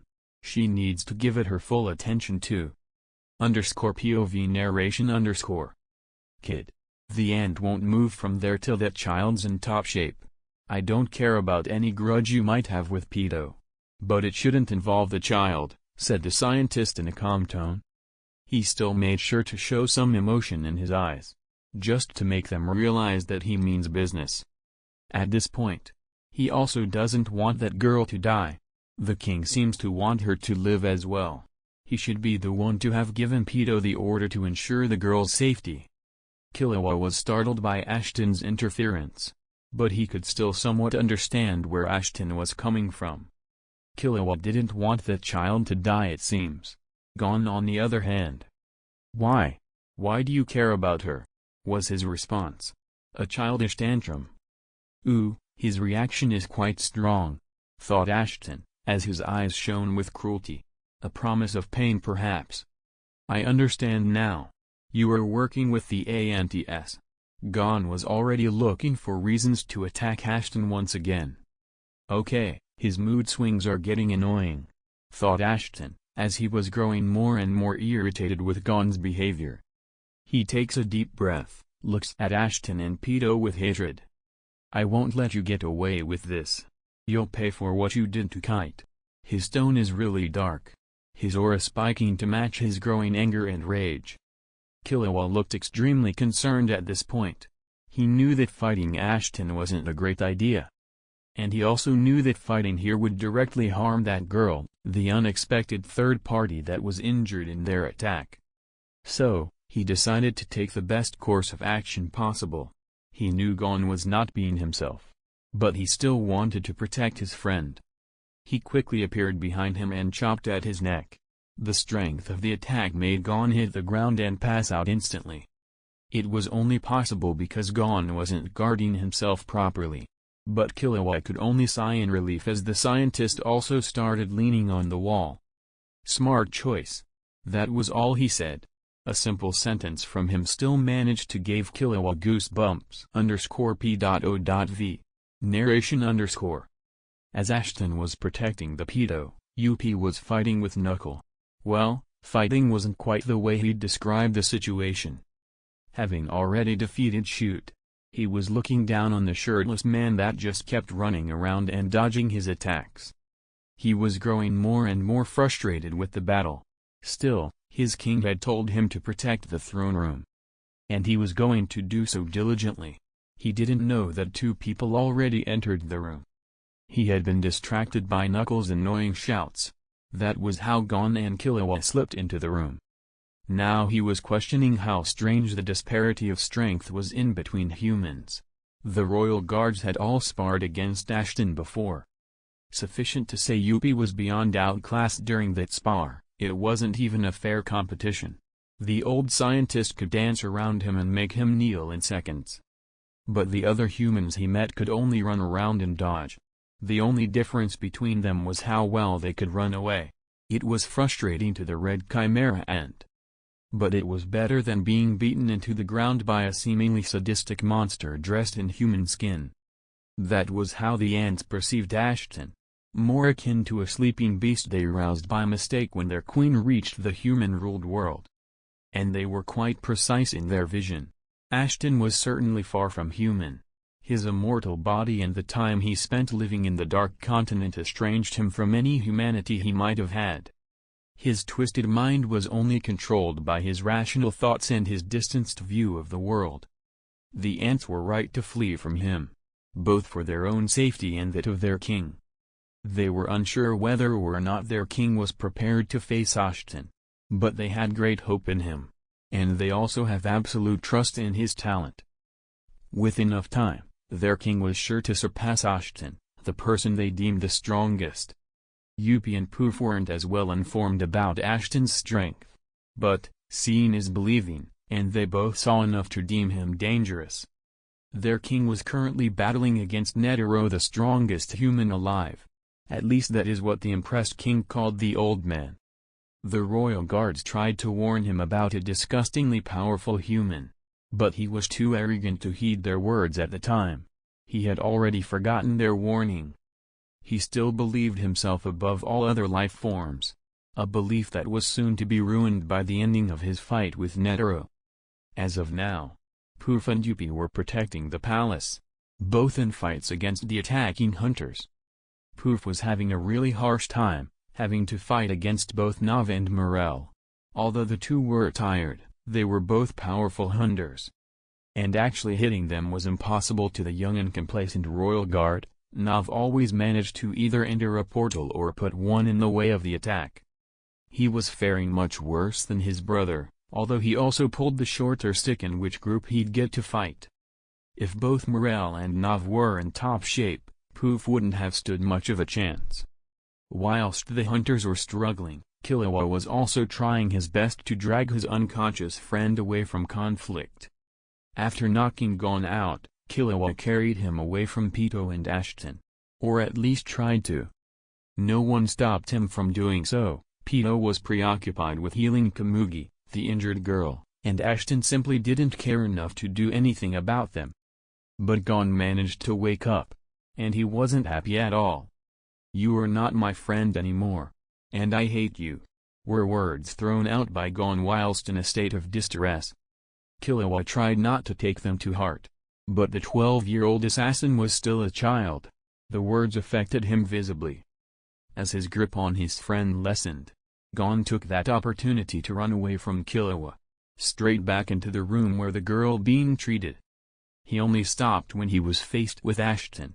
He had intercepted Gon before the mad child could reach Pito and Komugi. "You sure have guts. Let me take them out for you," said the mad scientist as his rage took over his rationality. He had tried being nice, he had spared the kid a few times. But now some punishment was in order. How else would the misbehaving child learn his place? He kicked Gon into the stomach, sending the child flying where he came from, blood coming out of his mouth. The kick was heavy, and it dealt a lot of damage even when through Gon's guard. Even if Gon was an enhancer, he couldn't compete with the near-endless aura the old scientist mastered. He could strengthen his body to sickening degrees. Gon tried to roll and break some of his momentum, but rolling only made him hit his head on the ground. It didn't do much damage, Gon having used Ken and defended his body with his aura. But it still left him dizzy. Ashton looked with disinterest at Gon. But the child wasn't done. He looked at Ashton with absolute hatred. His eyes seemed to glaze over. "You said you'd help us. You lied," Gon said to the scientist. He was misremembering things. Ashton only ever said he'd take them to the nest of ants. But his mind was too clouded in hatred to recall things properly. He started rambling around as his aura increased exponentially. His body started transforming, growing stronger and bigger. Ashton didn't look too fazed on the outside. But he was quite surprised at how willing Gon was to die, just to avenge one person he didn't really know all that well. He had listened enough to his conversations to know what type of relationship he had with Kite. It wasn't anything deep at all. Just a chance encounter when he was younger. That's it. And here he was, trading his life away for ephemeral power. Pathetic, yet somewhat threatening. A testament to how wrong his first judgment of Gon had been. The scientist wasn't scared in any way. He almost laughed out loud when seeing the child's transformation. But Pito was. She was shocked at how strong Gon had become out of nowhere. She didn't know how steep the price to pay for such an abrupt rise in strength. She just thought that Gon might become a threat to the king. She also couldn't stop healing Komugi now. If she did, her survival wouldn't possible. She was at a critical point in her operation. She could only hope Ashton would help her defend against Gon for a while. _POV Ashton_. Gon, a seemingly innocent child that proved to be anything but that. Now growing in size in front of me. His body has already outgrown his clothes. From his aura, he's become stronger than Netero. But that doesn't mean much to me. He won't be growing much stronger. Netero was also a talented fellow. Gon might have had even more talent, but he's not that much better. He certainly doesn't compare to the chimera ants. Pedo is around 2 months old and she's already strong enough to be able to fight against me. Well, she's not anywhere near being able to win. But not many really are. I looked at the tall man in front of me. His muscles were well defined and his anger was masked by an eerily calm facade. It could have fooled some people, but not me. I can clearly see that his anger and narrow-minded view of the world led him to this point. He looked behind me, probably staring at Pedo. She was sweating heavily and trying her best to avoid running the operation due to her anxiety. Really, I thought her better than this. I spent quite a lot of time nurturing her. She's the only ant I plan to keep alive. Her fear is somewhat disappointing, but she is still young, it's excusable. I want to see how far she'll reach in a few years. How much stronger will she become? Will I still be able to threaten her? Those are questions I'll find the answer to. I don't like waiting for others to do things for me. So I guess it's time to kill the dying man in front of. I could just let time do its job, but he won't quietly stand around waiting for death. He really wants to kill me and Pedo. And that little girl apparently. Maybe his vision is too clouded in rage to realize the implications of his actions? He finally looked at me. Come with me. Oh, a change of scenery. It would be most welcome. Although his state is pretty pathetic, he's still strong. A fight with him isn't something I want to do near an operation room. I walked to the main courtyard. The place seemed already occupied. Smokey's student was running around and dodging Yuppie's attacks. Somewhat skillfully, I might add. It was an interesting bout to watch. Too bad it was broken up by Killua, who has yet to notice Gon's transformation. There were some tears in the assassin's eyes. Something must have happened. Gon likely woke up while he was being carried away. Killua will not really like seeing his friend in this state either.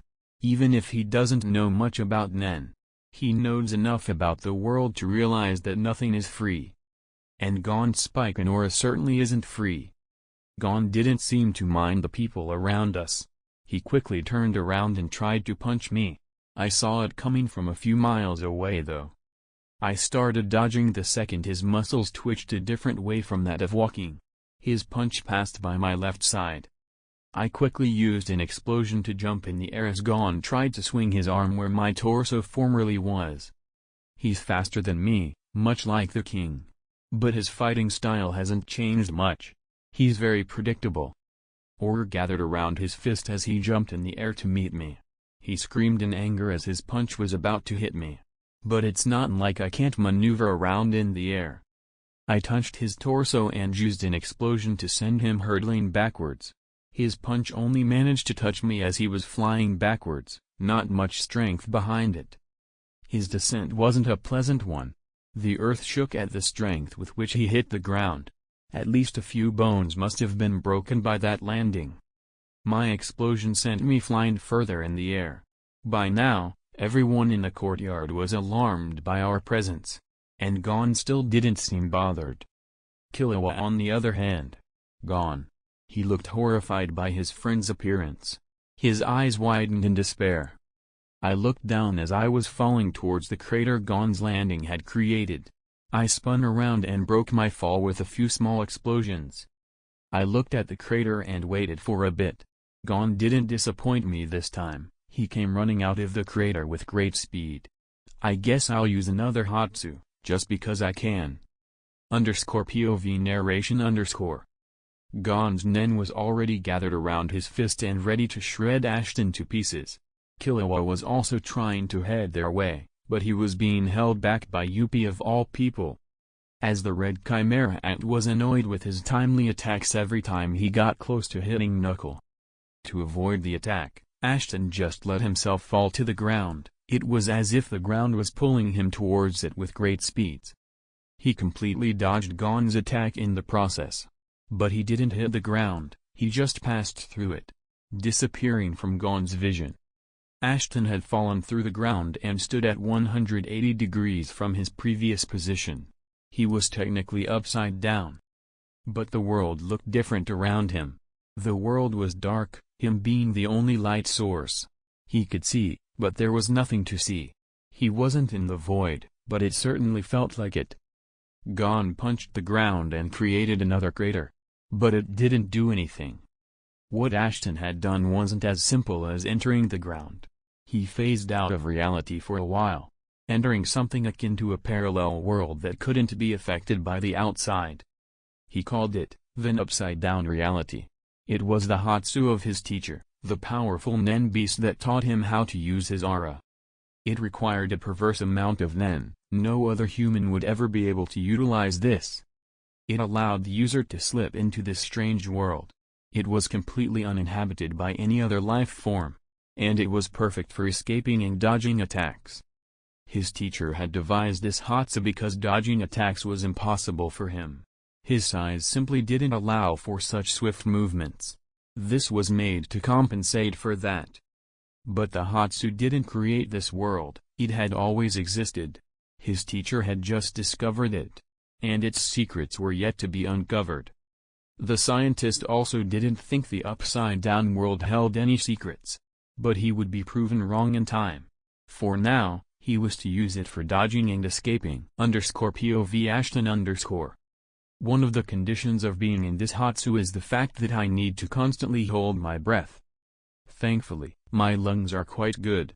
I trained quite a bit to hold this up for a longer time. I could just stay here and wait out Gon's transformation. But that would just make him go after Pedo, and I doubt he still has any regard for the safety of the little girl. Not that he ever did in the first place. His generosity only seems to extend to his circle. Although he didn't seem all that friendly with Killua earlier. A strange person this Gon. I guess it's about time I end this fight too. I had more than enough time to infuse my parasitic Nen in his body during our previous exchanges. I took a few steps forward, assuming that Gon wouldn't have moved much from the place of my disappearance. Then I proceeded to use my Hatsu once again. I left the upside-down world the same way I came in, letting my body be pulled into the other reality through the gateway created by my Nen. This technique is highly complicated and it would have been impossible to copy if my teacher didn't tell me exactly how to do it. It still takes a lot of Nen, even for me. Not that I lack in the department. When I reached the outside world I was standing near a crater, one that Gon kept punching repeatedly. Did he truly think I slipped into the ground? I guess the only thing that his Nen changed is his strength. I just sat down at the edge of the crater. My clothes were already dirty due to the dust his punches kept rising up. So no need to worry about staining my coat with his blood I guess. I decided to make his end a bit more cinematic. I coughed a bit, a simple gesture that managed to get his attention. When he looked up his eyes widened. But he wasn't surprised for long. He instantly prepared to jump in my direction. Just as he was about to take off of the ground, one of his legs was blown off by an explosion. My Nen had already seeped to his bones. There's no dodging something that comes from your own body. This is the same reason why I don't put the royal guards in my eyes. My aura sticks to someone for as long as I want it. And they all sparred with me. I even infected the king whilst he was an egg. Mainly because I didn't let my mind consider him a living being. A simple concept. But this is also the reason I can infect trees and grass. Even though they are technically all alive, as long as I don't consider them alive the pacifist condition won't apply. Oh well, back to Gon, who just realized his leg was gone. He screamed loudly, his voice was filled with pain and rage. The explosion was only strong enough to blow his leg away, it barely even did any damage to its surroundings. His body might have been strong, but he wasn't protecting his insides with Nen. The unexpected loss of balance made him fall to the ground. But he was still perfectly capable of getting out of that hole, and I can't have that. As he was struggling to get back up, his other leg was blown off too. He fell on his face once again, making the scene more and more pathetic. I was just about to laugh when my instincts told me to roll to the side. And I always listen to my instincts. I quickly used an explosion to send me rolling away from my previous place at the side of the crater. Just as a flash of lightning landed there. Killua had tried to perform an axe kick on my head. which is quite commendable really. He got closer to hitting me than his grandfather and father ever managed to. I'm not about to congratulate him on that. Oh, screw it. That was quite impressive. Your father was nothing compared to you at your age. He completely ignored my honest and heartfelt praise and looked at the crater, where Gon was screaming in pain and still struggling to get up. Just as he was about to rush in, I kicked him in the face and sent him flying. First of all, ignoring me was quite rude. Second of all, I see no reason to let him rescue Gon after what the green-haired runt just tried to pull off. But Zulks are always resistant to pain. Killua came rushing back at great speeds. He was still not as fast as Netero's attacks, but he's somewhat close to that, which means it's still dodgeable. His attacks were fast and relentless. He was really determined to get me to leave Gon alone. Punches to my side, face and claws directed to my heart. All dodged with minimal movement in all directions. As long as my eyes can react to this, so can my body. Sure, his speed in close range was better than mine, but his fighting style is known to me. Having faced several generations of talented people from his family, and also learning the actual style from Zig, I can accurately predict what his next move will be. He is still quite skilled, some of his moves are hard to dodge. And he even managed to almost scratch my suit with a swipe of his claws. Absolutely astonishing strength for someone his age. Sure, I am going a bit easy on him, but this doesn't make him any less impressive. His arm quickly extended as his nails turned into claws. He was obviously trying to stab my heart. I decided to use one Hatsu. Killua completely passed through me, as his eyes widened. This Hatsu, fleeting existence, is something I made using my teacher's theory of space. It has some of the same concepts as his. It allows attacks to completely pass through me when activated. But I must be completely stationary, not even a heartbeat of movement. This is only possible because I know how to stop my heart. Zig's teachings were also helpful in developing this. The good news is that it barely uses any Nen. Well, for me anyway. When I tried to make Krillo copy it, he fainted. Not a good look for him. As Killua passed through me, I whipped my leg around and struck his side. I could hear a few bones of his crack at the strength of my kick. I barely infused it with quite a bit of Nen. He was like an arrow leaving a bow. He crashed into a wall of the palace. I could see the pain in his eyes. _POV narration _ Just as Killua was about to use the wall to jump back in, a deafening sound stopped him in his tracks. Boom tilde. A powerful shockwave quickly washed over the royal palace, but the explosion was a great distance away. It was still clearly visible. A giant mushroom of fire was certainly a way to describe it. The scientist looked calmly at the growing hellfire in the distance. His eyes didn't let off any emotion, but deep inside, a farewell was being sent out to Netero. A small smile found its way to his face. No traces of sadness were to be found in him. He was happy that his friend managed to do what he wanted in the end. Even if his wish was to die fighting _POV Ashton_. Seeing as Netero was already done with his fight, I also felt the need to take care of things on this end. I decided to just ignore Killua and let him take Gon to relative safety. He was already dying. I don't even need to do anything about it. He doesn't have any regenerative capabilities, so his legs won't be regrowing anytime soon either. Both Yuppie and Little Poof started fleeing in the direction of the explosion, probably desperately hoping that their king survived.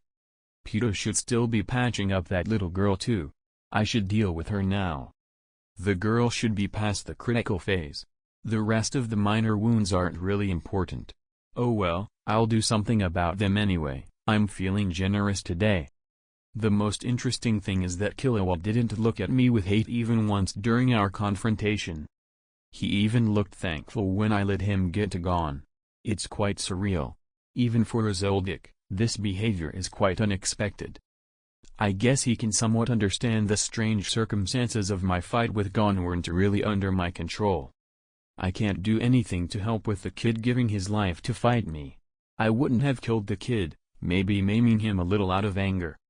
He also didn't want that little girl to die because we decided to attack the ants without checking if they have hostages. Upon entering the room I could see that the operation was mostly done. But there were still quite a few injuries on her. Why not try something out myself? Make a bit of room, Pito. My voice startled her a bit, but she listened to me anyway. Her obedience to me was purely out of the fear I instilled in her during our training. What was that sound earlier? That was the very first thing Pito asked me about, seemingly forgetting that I'm not really her ally. I promptly ignored her. If she knew her king was likely dead, she'd not be so calm and collected. She's the one I spent the most time on. Having to kill her for lashing out would be a shame. Out of the 3 royal guards, she's the only one that I plan on keeping alive and taking back to my laboratory. Of course, she won't be going willingly, but I don't plan on giving her much choice in the matter. When I reached the injured girl's side, Pito's Hatsu Dr. Blythe moved a bit to the side, still continuing to close wounds. Out of my back came a large doll, looking identical to Dr. Blythe. I obviously copied her. She looked extremely shocked by this. But, thinking logically, there's no way a newborn ant could devise a Hatsu that I cannot replicate, at least to some extent. This one isn't exactly all that complicated either. It's just annoying that it leaves one vulnerable. Thankfully, I have more than enough Nen left to guard myself, even if I need to remain stationary. I won't bother renaming this Hatsu. I didn't design it any differently. The only difference is that this one has black hair. The only reason my eyes aren't shining scarlet right now is that I'm wearing contacts. It's also the reason why they didn't shine when I used upside-down reality and fleeting existence. I can only somewhat use those without my eyes. All usage of specialist techniques is somewhat strained without me activating the scarlet eyes. Both Dr. Dolls looked at each other with curiosity. As if alive. I guess they are somewhat sentient, just like plants are alive. Both doctors started diligently working on the unconscious girl. Her injuries were being stitched up at a visible speed. In just 15 minutes, she was as good as new. Only a few scars left. Both Pito and I got up. I looked at the ant with unrestrained malicious intent. She noticed this and tensed up immediately. I guess it's time I take care of you. Pito immediately tried to dash to the other side of the room. At this point, me hurting the little girl wasn't a concern for her. I just helped heal her after all. I don't plan on giving her much opportunity to leave my side. She won't go all out when near the girl. Her late king wanted her alive. So I'll be using her as a hostage for now. I know, quite hypocritical of me to use her like this after getting so annoyed at Gon. But I am a hypocrite after all. I grabbed her hand and pulled her to me. She quickly tried to stab my heart out of my chest. It would have worked too had it not been for me using Ryu and directing 100% of my aura into defending my chest. Her nails broke on my barrier of aura. Her eyes widened in shock and she tried to separate herself from me. I quickly used Ren only on her, paralyzing her in fear as she heavily sweated. She looked like a regular human surrounded by sharks in the deepest parts of the ocean. Helpless, afraid, and unmoving. I quickly used one of my own specialist Hatsu, Mind Breaker, by putting my right hand on her head. She was too scared to move. This Hatsu only worked if the victim is in a state of fear. It also needed me to have direct contact with the victim's head. I somewhat used it against the Phantom Troop, although nowhere near to the extent to which I will use it now. This Hatsu, when used correctly, starts a battle of Nen in one's mind. My aura quickly attacked her mind and overpowered hers. It quickly started eating away at her personality and will. By the end of this quick process, she will be nothing more than an obedient flesh puppet, barely sentient and only responding to my commands. It's regrettable that I have to do this. But she won't obey me completely otherwise. And I don't want her escaping again. The fear in her eyes slowly got replaced by complete emptiness. Some saliva coming out of her open mouth, indicating some loss of brain functions. The process was complete. I grabbed the Pito, or what remained of her, by the neck, ripped open space, and threw her in there. Dusting my hands a bit, I started preparing to head for the site of the bomb. Netero's final attack _POV Ashton_. I quickly started blasting my way towards the site of the explosion. What I didn't expect was actually meeting the king midway. He apparently was still alive. And he had wings? Did he undergo some type of evolution whilst fighting good old Netero? That's unlikely. I haven't managed to find any ant that evolved further than their genetical disposition took them. So this must be his Hatsu. He seems much stronger than when he left. His presence is also a lot more suffocating.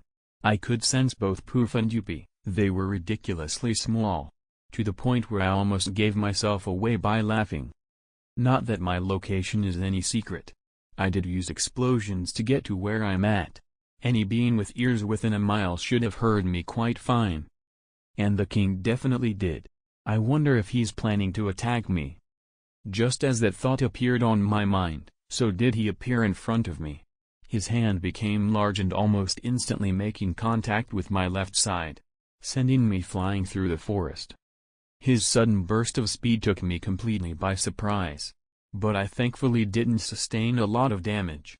I didn't have time to guard myself properly.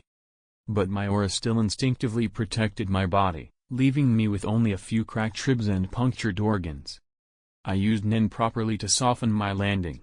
He followed me quickly, punching me again. This time I was able to react properly, letting off a powerful explosion and using Ten to protect myself. The king shrugged the explosion off like it was nothing. His punch also went through my guard and sent me flying again. My contact lenses also got lost somewhere in the forest when he first punched me. But I didn't really have time to worry about showing my eyes right now. Meanwhile, I'm still pondering how exactly he survived the nuke I made for him. _POV narration _flash back. Both the king, Meruem, and Ashton finished their fights against their respective opponents at about the same time. Meruem finally learning his name and Netero showing him just how depraved humanity truly is, sticking a finger in his chest and stopping his heart. The king instantly realized that what Netero just did spelt trouble. Every single cell in his body was telling him to run away. But something else caught his attention. In a moment of desperation he managed to sense something inside his own body. An unfamiliar Nen. It was immensely powerful and large in quantity, and it gave him the chance to survive. He quickly devoured that Nen, becoming twice as strong as he was previously in an instant. But his survival wasn't guaranteed at all. So, with his greatest speed, he dashed in the opposite direction. But he still couldn't outrun the explosion, as the detonation speed of a nuclear weapon far exceeded his at the time. Still, he got far enough to somehow luckily survive. The bomb specially created by Ashton was not something to scoff at. Only a deranged man would walk casually with something like that inside his chest. The explosion was extremely big, but the radiation it left was even worse. The beautiful land became unlivable in an instant. The king survived the explosion, but he was not out of the clear yet, losing the entire left part of his body, as well as his bottom half. It was a complete miracle he survived long enough for Yuppie and Poof to find him. They quickly assisted him by turning their very beings into nurture for their king. Only living on as small remains of what they once were. But they did so with unparalleled happiness. As they were fiercely loyal to their king, and helping him meant everything to them. They also quickly told him of the situation at the royal palace. Neither knew what fate befell Pedo, but they knew she was likely gone. Their belief was even more powerful when seeing Ashton in the distance. The king now also knew who Ashton was. His most loyal royal guards had shared their very beings with him. He could see in their memories just what Ashton was. So he deemed him a threat, and he acted quickly, starting the fight almost instantly. Their king acted quickly, and started fighting. _POV Ashton _ And there I was, flying through the forest, not with my own explosions, but by the punch of the somewhat angry Ant King. I really don't get how he's still alive, but it seems using brute force won't work at all with him. Oh well, that was never my favorite fighting style anyway. But I need an opportunity to slip my parasitic Nen into him. The one I had placed into him when he was an egg seems to have vanished.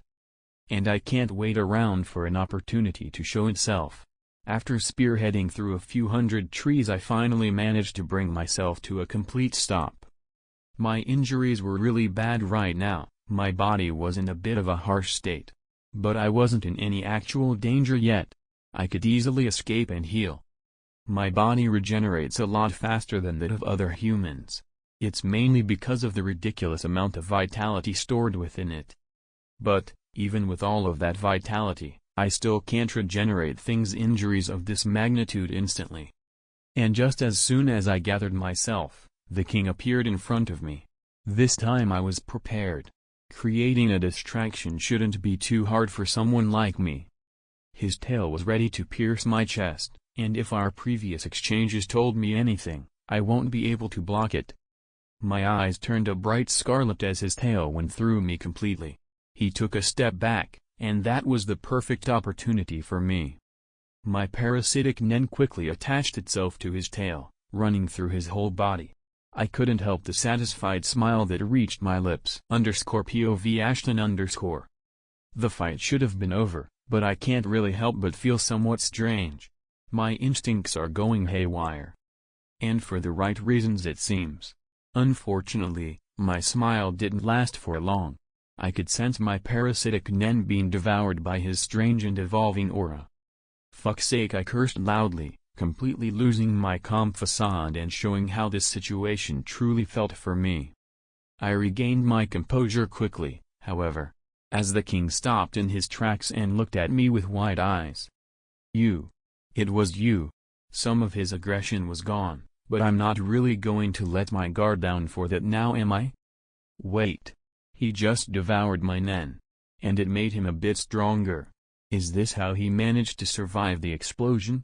Did my Nen cause him to grow some type of resistance to explosive damage? I did put a lot of Nen into him when he was an egg. A lot by my own standards, that is. Regular explosions surely weren't at all effective against him earlier.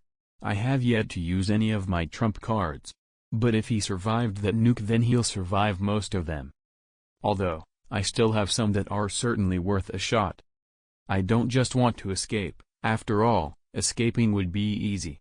But I want to either kill this thing or capture it. Well, capturing him might be a pipe dream at this point. He's grown too much for that. His strength already exceeds mine. Even worse is that he's immune to my favorite and most efficient method of attack. And my regular explosions won't be enough. If I knew about this beforehand, I would have ripped him out of the queen's belly and shoved him in my void storage space. But it's a tad bit too late for regrets. The king still hasn't made a move to attack me yet. But I think he realized I put my Nen into him previously.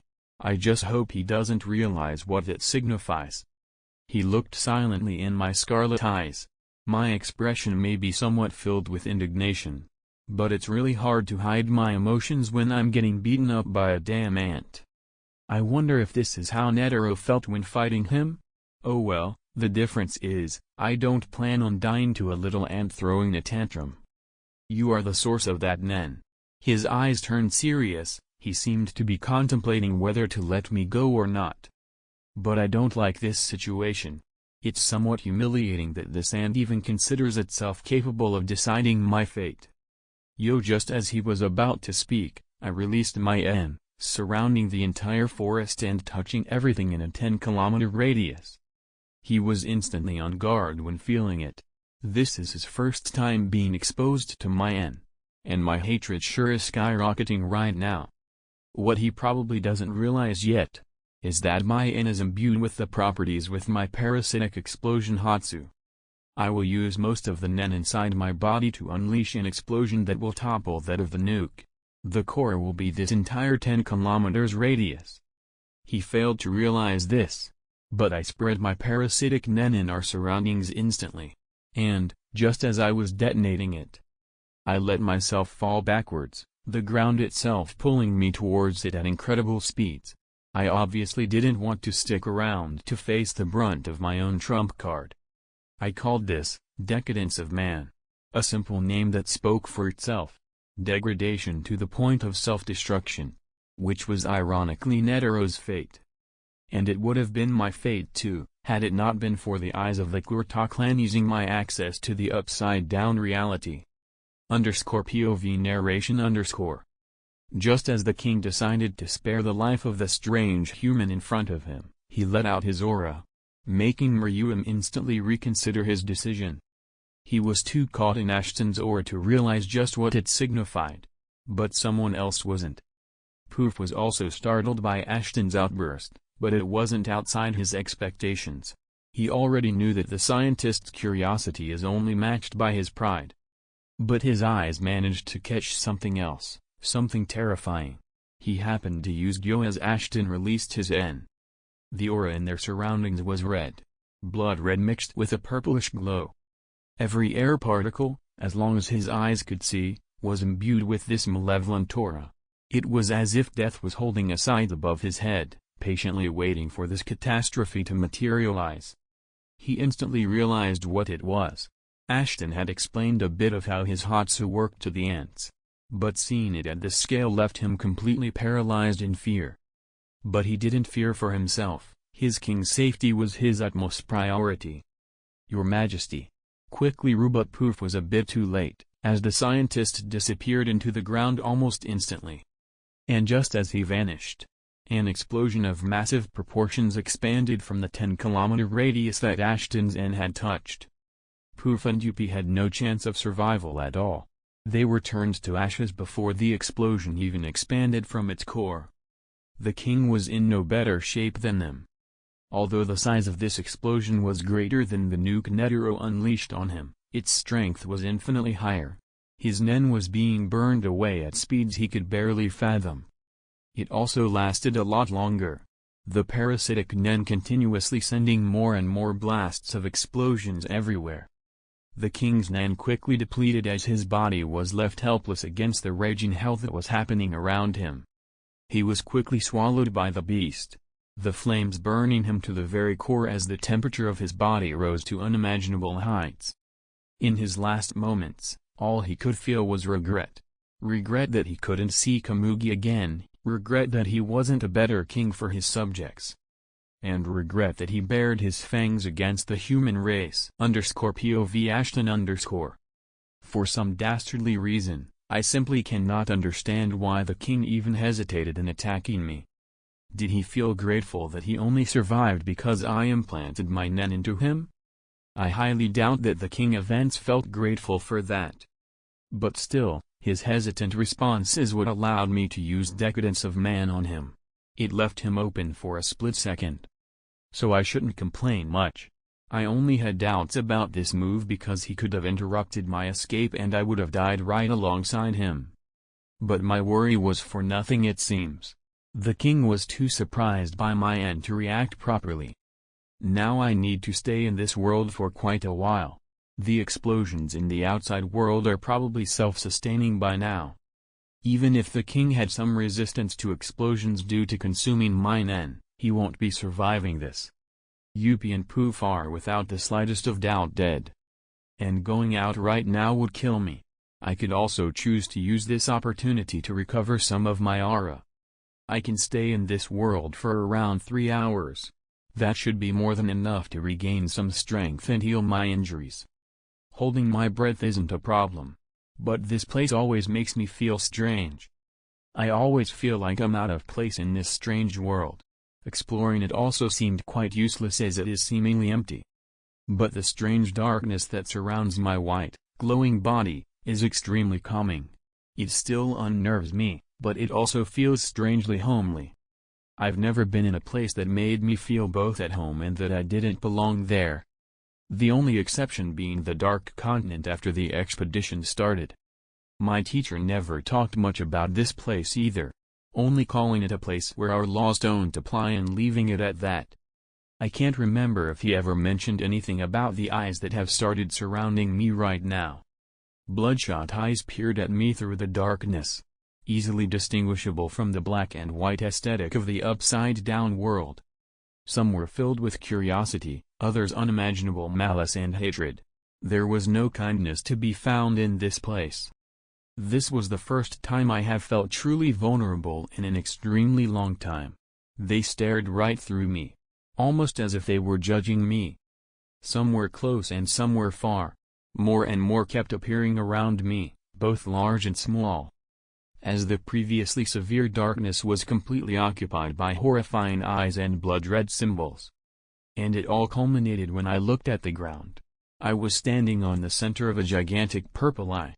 Its gaze was one of pure hatred.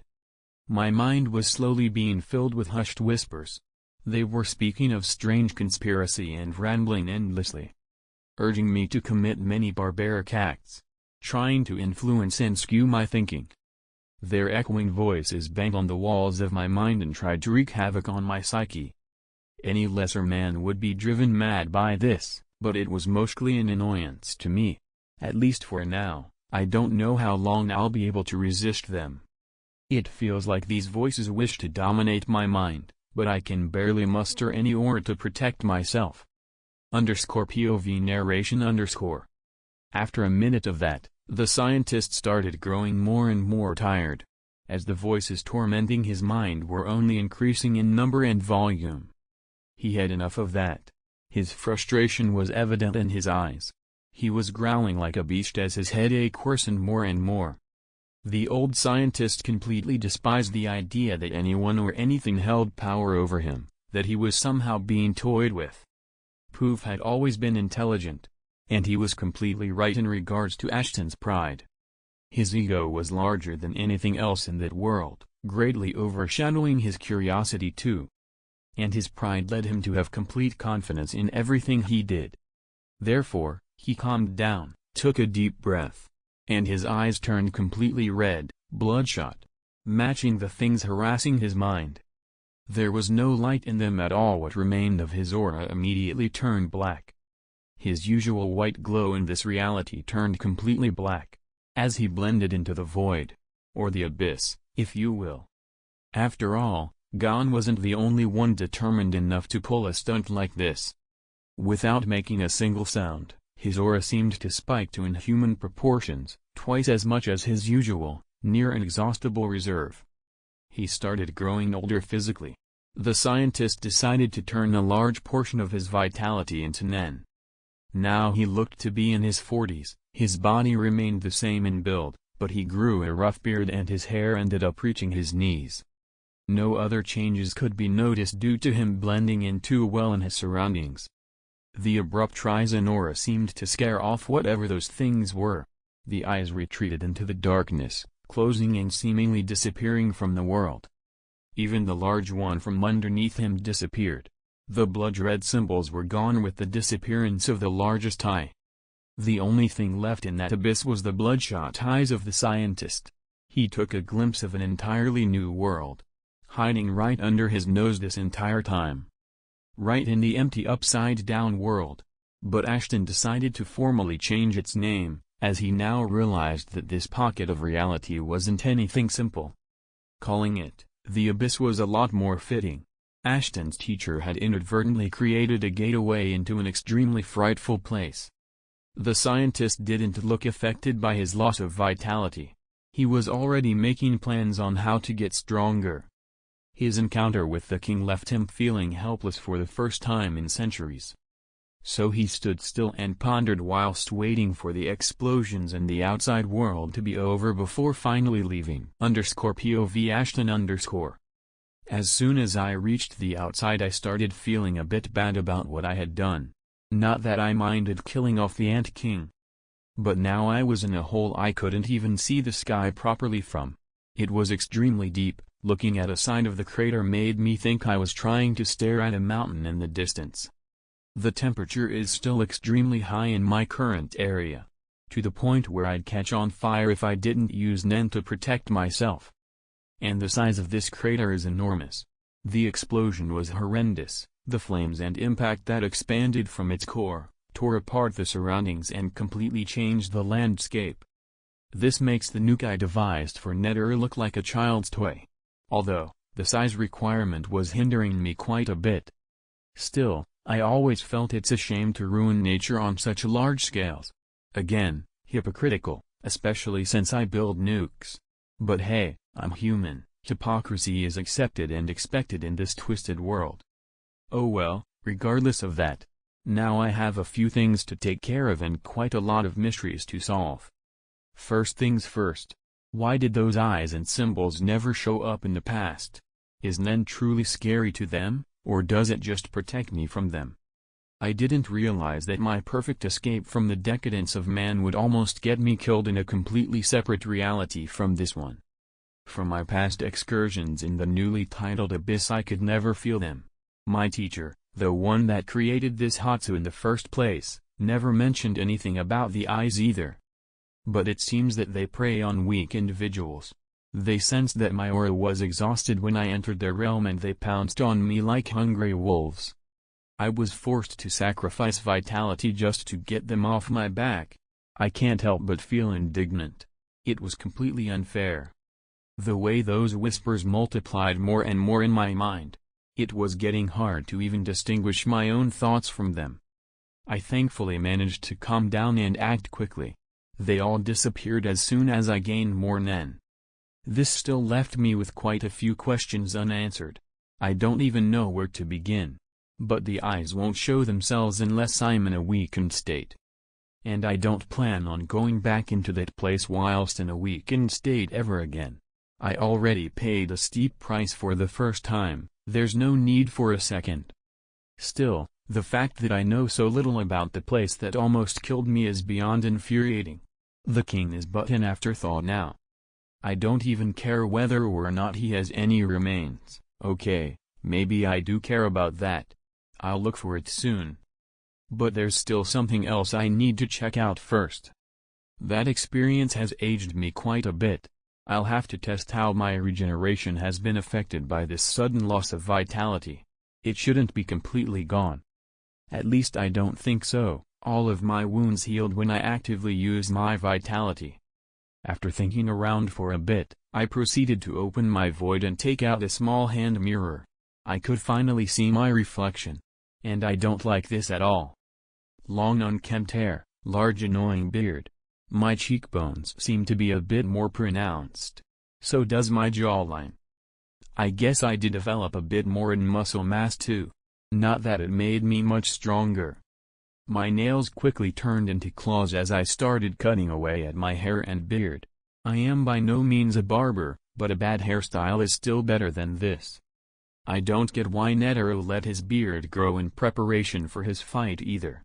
Did it make him feel older or something? Regardless, a trimmed beard and shorter hair made me feel less like a homeless person in a fancy suit. That, by the way, is quite tight now. Now that I look presentable, time for my regeneration test. I simply used my claw to slice up one of my fingers. Not a deep cut. It would usually close up instantly for me. But now it's only slowly healing. It took a baffling 24 seconds for a small cut to heal. It wasn't even a deep one.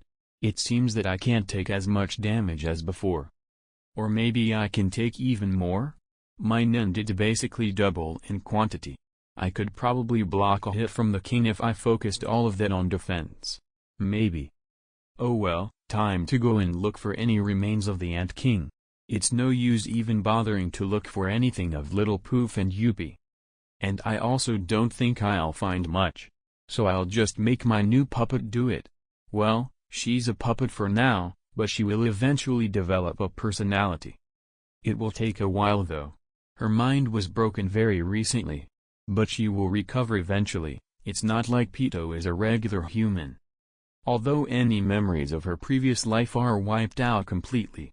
Something that I don't really mind. I will have to cram Nen theory back into her mind. Right now she's only using it on instinct. I sent Pito to look for anything other than scorched earth. It should be a good enough description. Although, I highly doubt she'll even find his ashes. It's about time I go back to my laboratory. Oh, the palace. I think this explosion completely wiped out the palace. Even if it was 40 kilometers away from my location when the explosion went off. This is quite sad, not for me, but for the people that got caught up in it. Oh well, their sacrifices will be remembered. _POV narration_. The explosion took everyone by surprise. It razed the entire royal palace in seconds. The people gathered outside of it were instantly turned to ashes.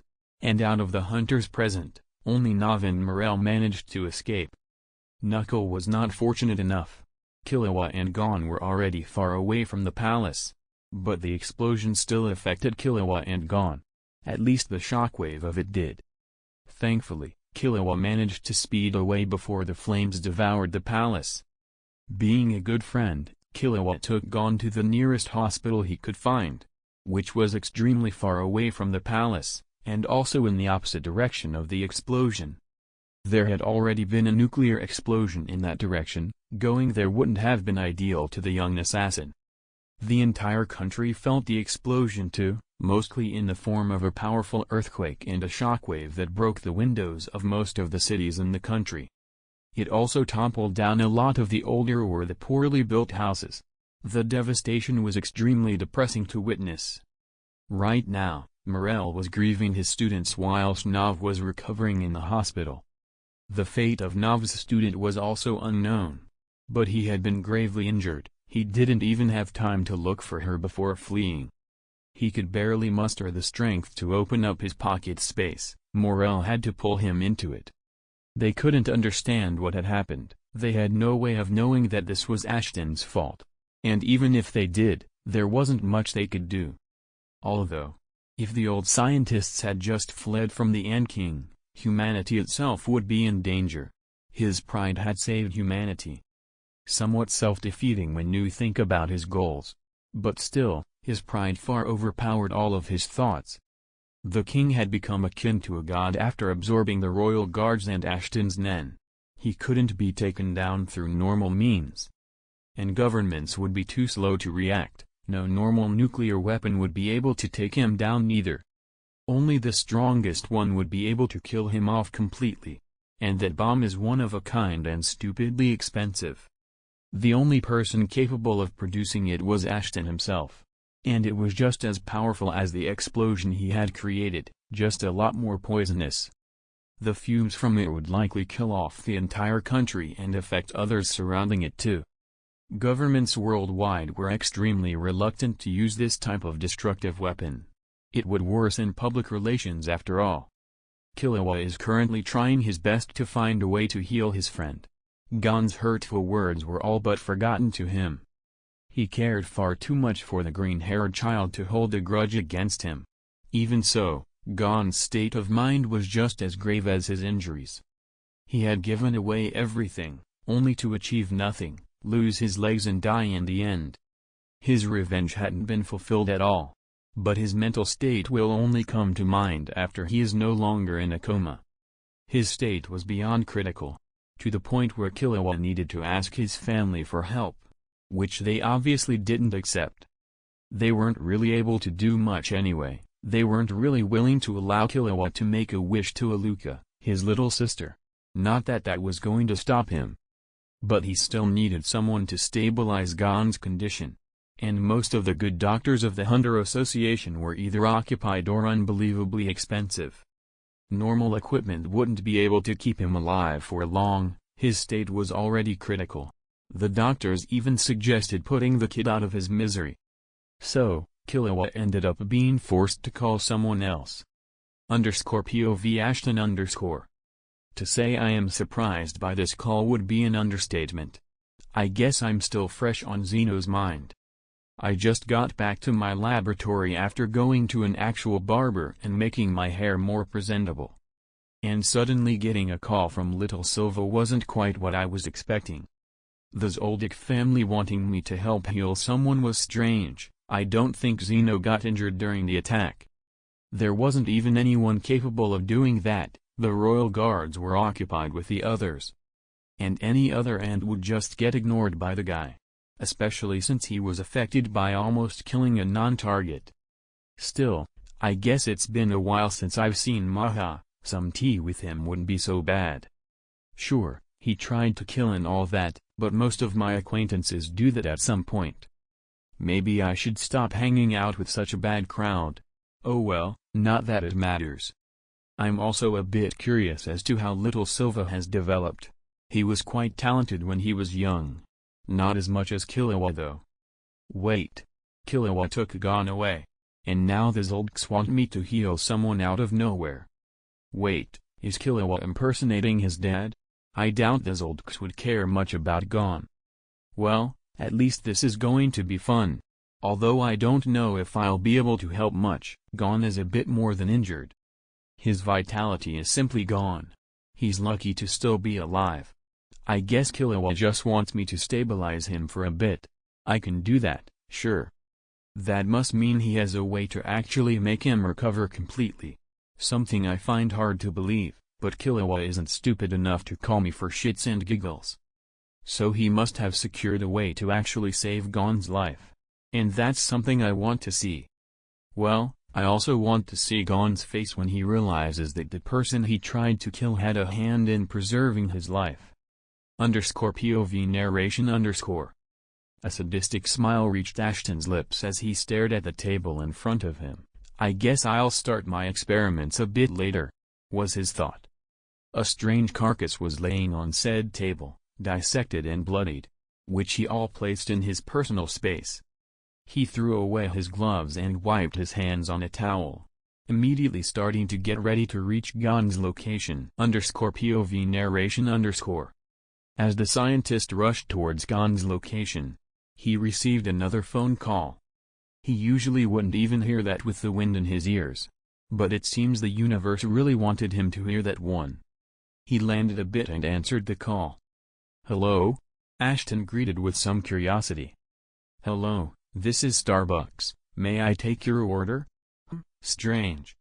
You are the one that called me. No, I don't want coffee. 1. After that, he just continued his journey, only to be interrupted by his phone once more. He looked at the number only to realize it was the same one as before. This time annoyance was starting to set in. Still, he landed and answered. What? Was his greeting this time, much less cordial. Sir, you have been selected as the prize winner for $100 million. The scientist didn't even bother responding. All you need to do is to message this number with your credit card number and 3 numbers on the back, said a voice with a thick Indian accent. Not that Ashton knew what an Indian was. 3. Stop calling this number, he said, but his calm expression started to crack a bit, as his eyes promised a lot of pain to the phone. But the caller didn't take the threat seriously. After a few minutes, he was called again. Same number, different voice. Sir, you must renew your television license.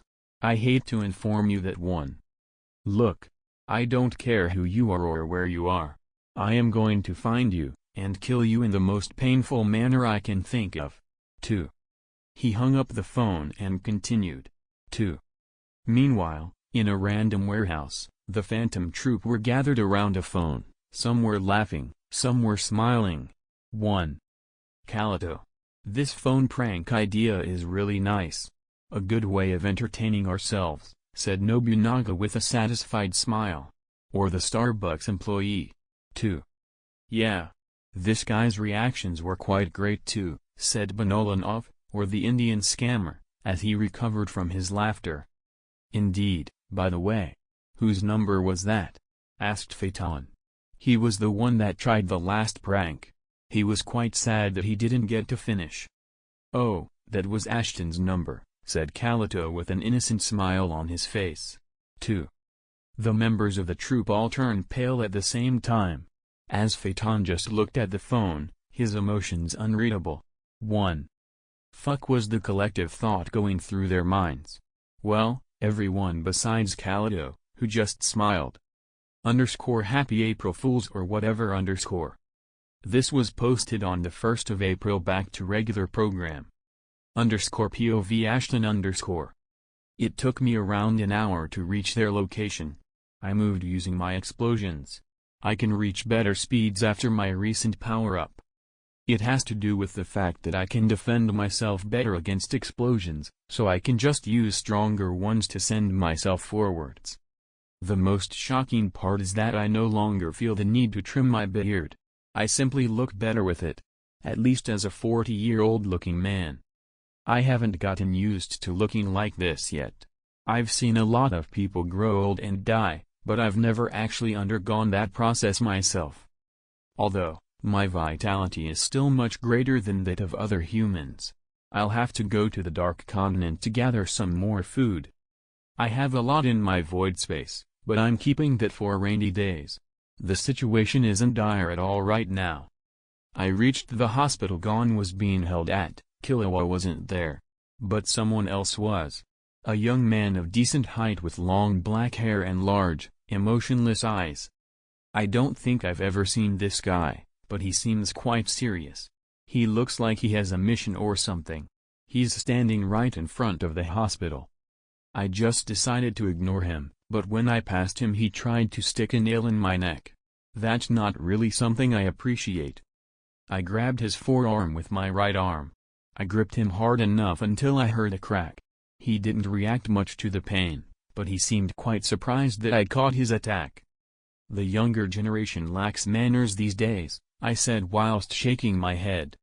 I won't let anyone enter the hospital.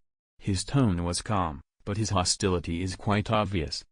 I won't let some kid stop me from getting my fair share of entertainment after such a harsh experience. This black-haired kid isn't really a concern of mine right now. I didn't let go of his arm. He tried to pull it back, but he didn't have enough strength to do so. His next move did surprise me though. Well, not the move, the way he did it. His nails turned into claws and he tried to stab my chest. What? Is he also a Zoldyck? How many of those will I meet in the span of a few weeks? I haven't even visited them like I was planning to. Still, his move isn't exactly what I'd call surprising. In this situation you'd expect him to attack me. I didn't even bother dodging this one, just let my Nen protect me. His nails stopped when coming in contact with it. Usually, my aura is well hidden, but it flares up whenever I'm attacked. Like it did just now. This man was quick to realize that I was a Nen user, mostly because I just spelt it out for him by blocking his attack with aura. Glad to see the Zoldyck way of making friends hasn't changed at all.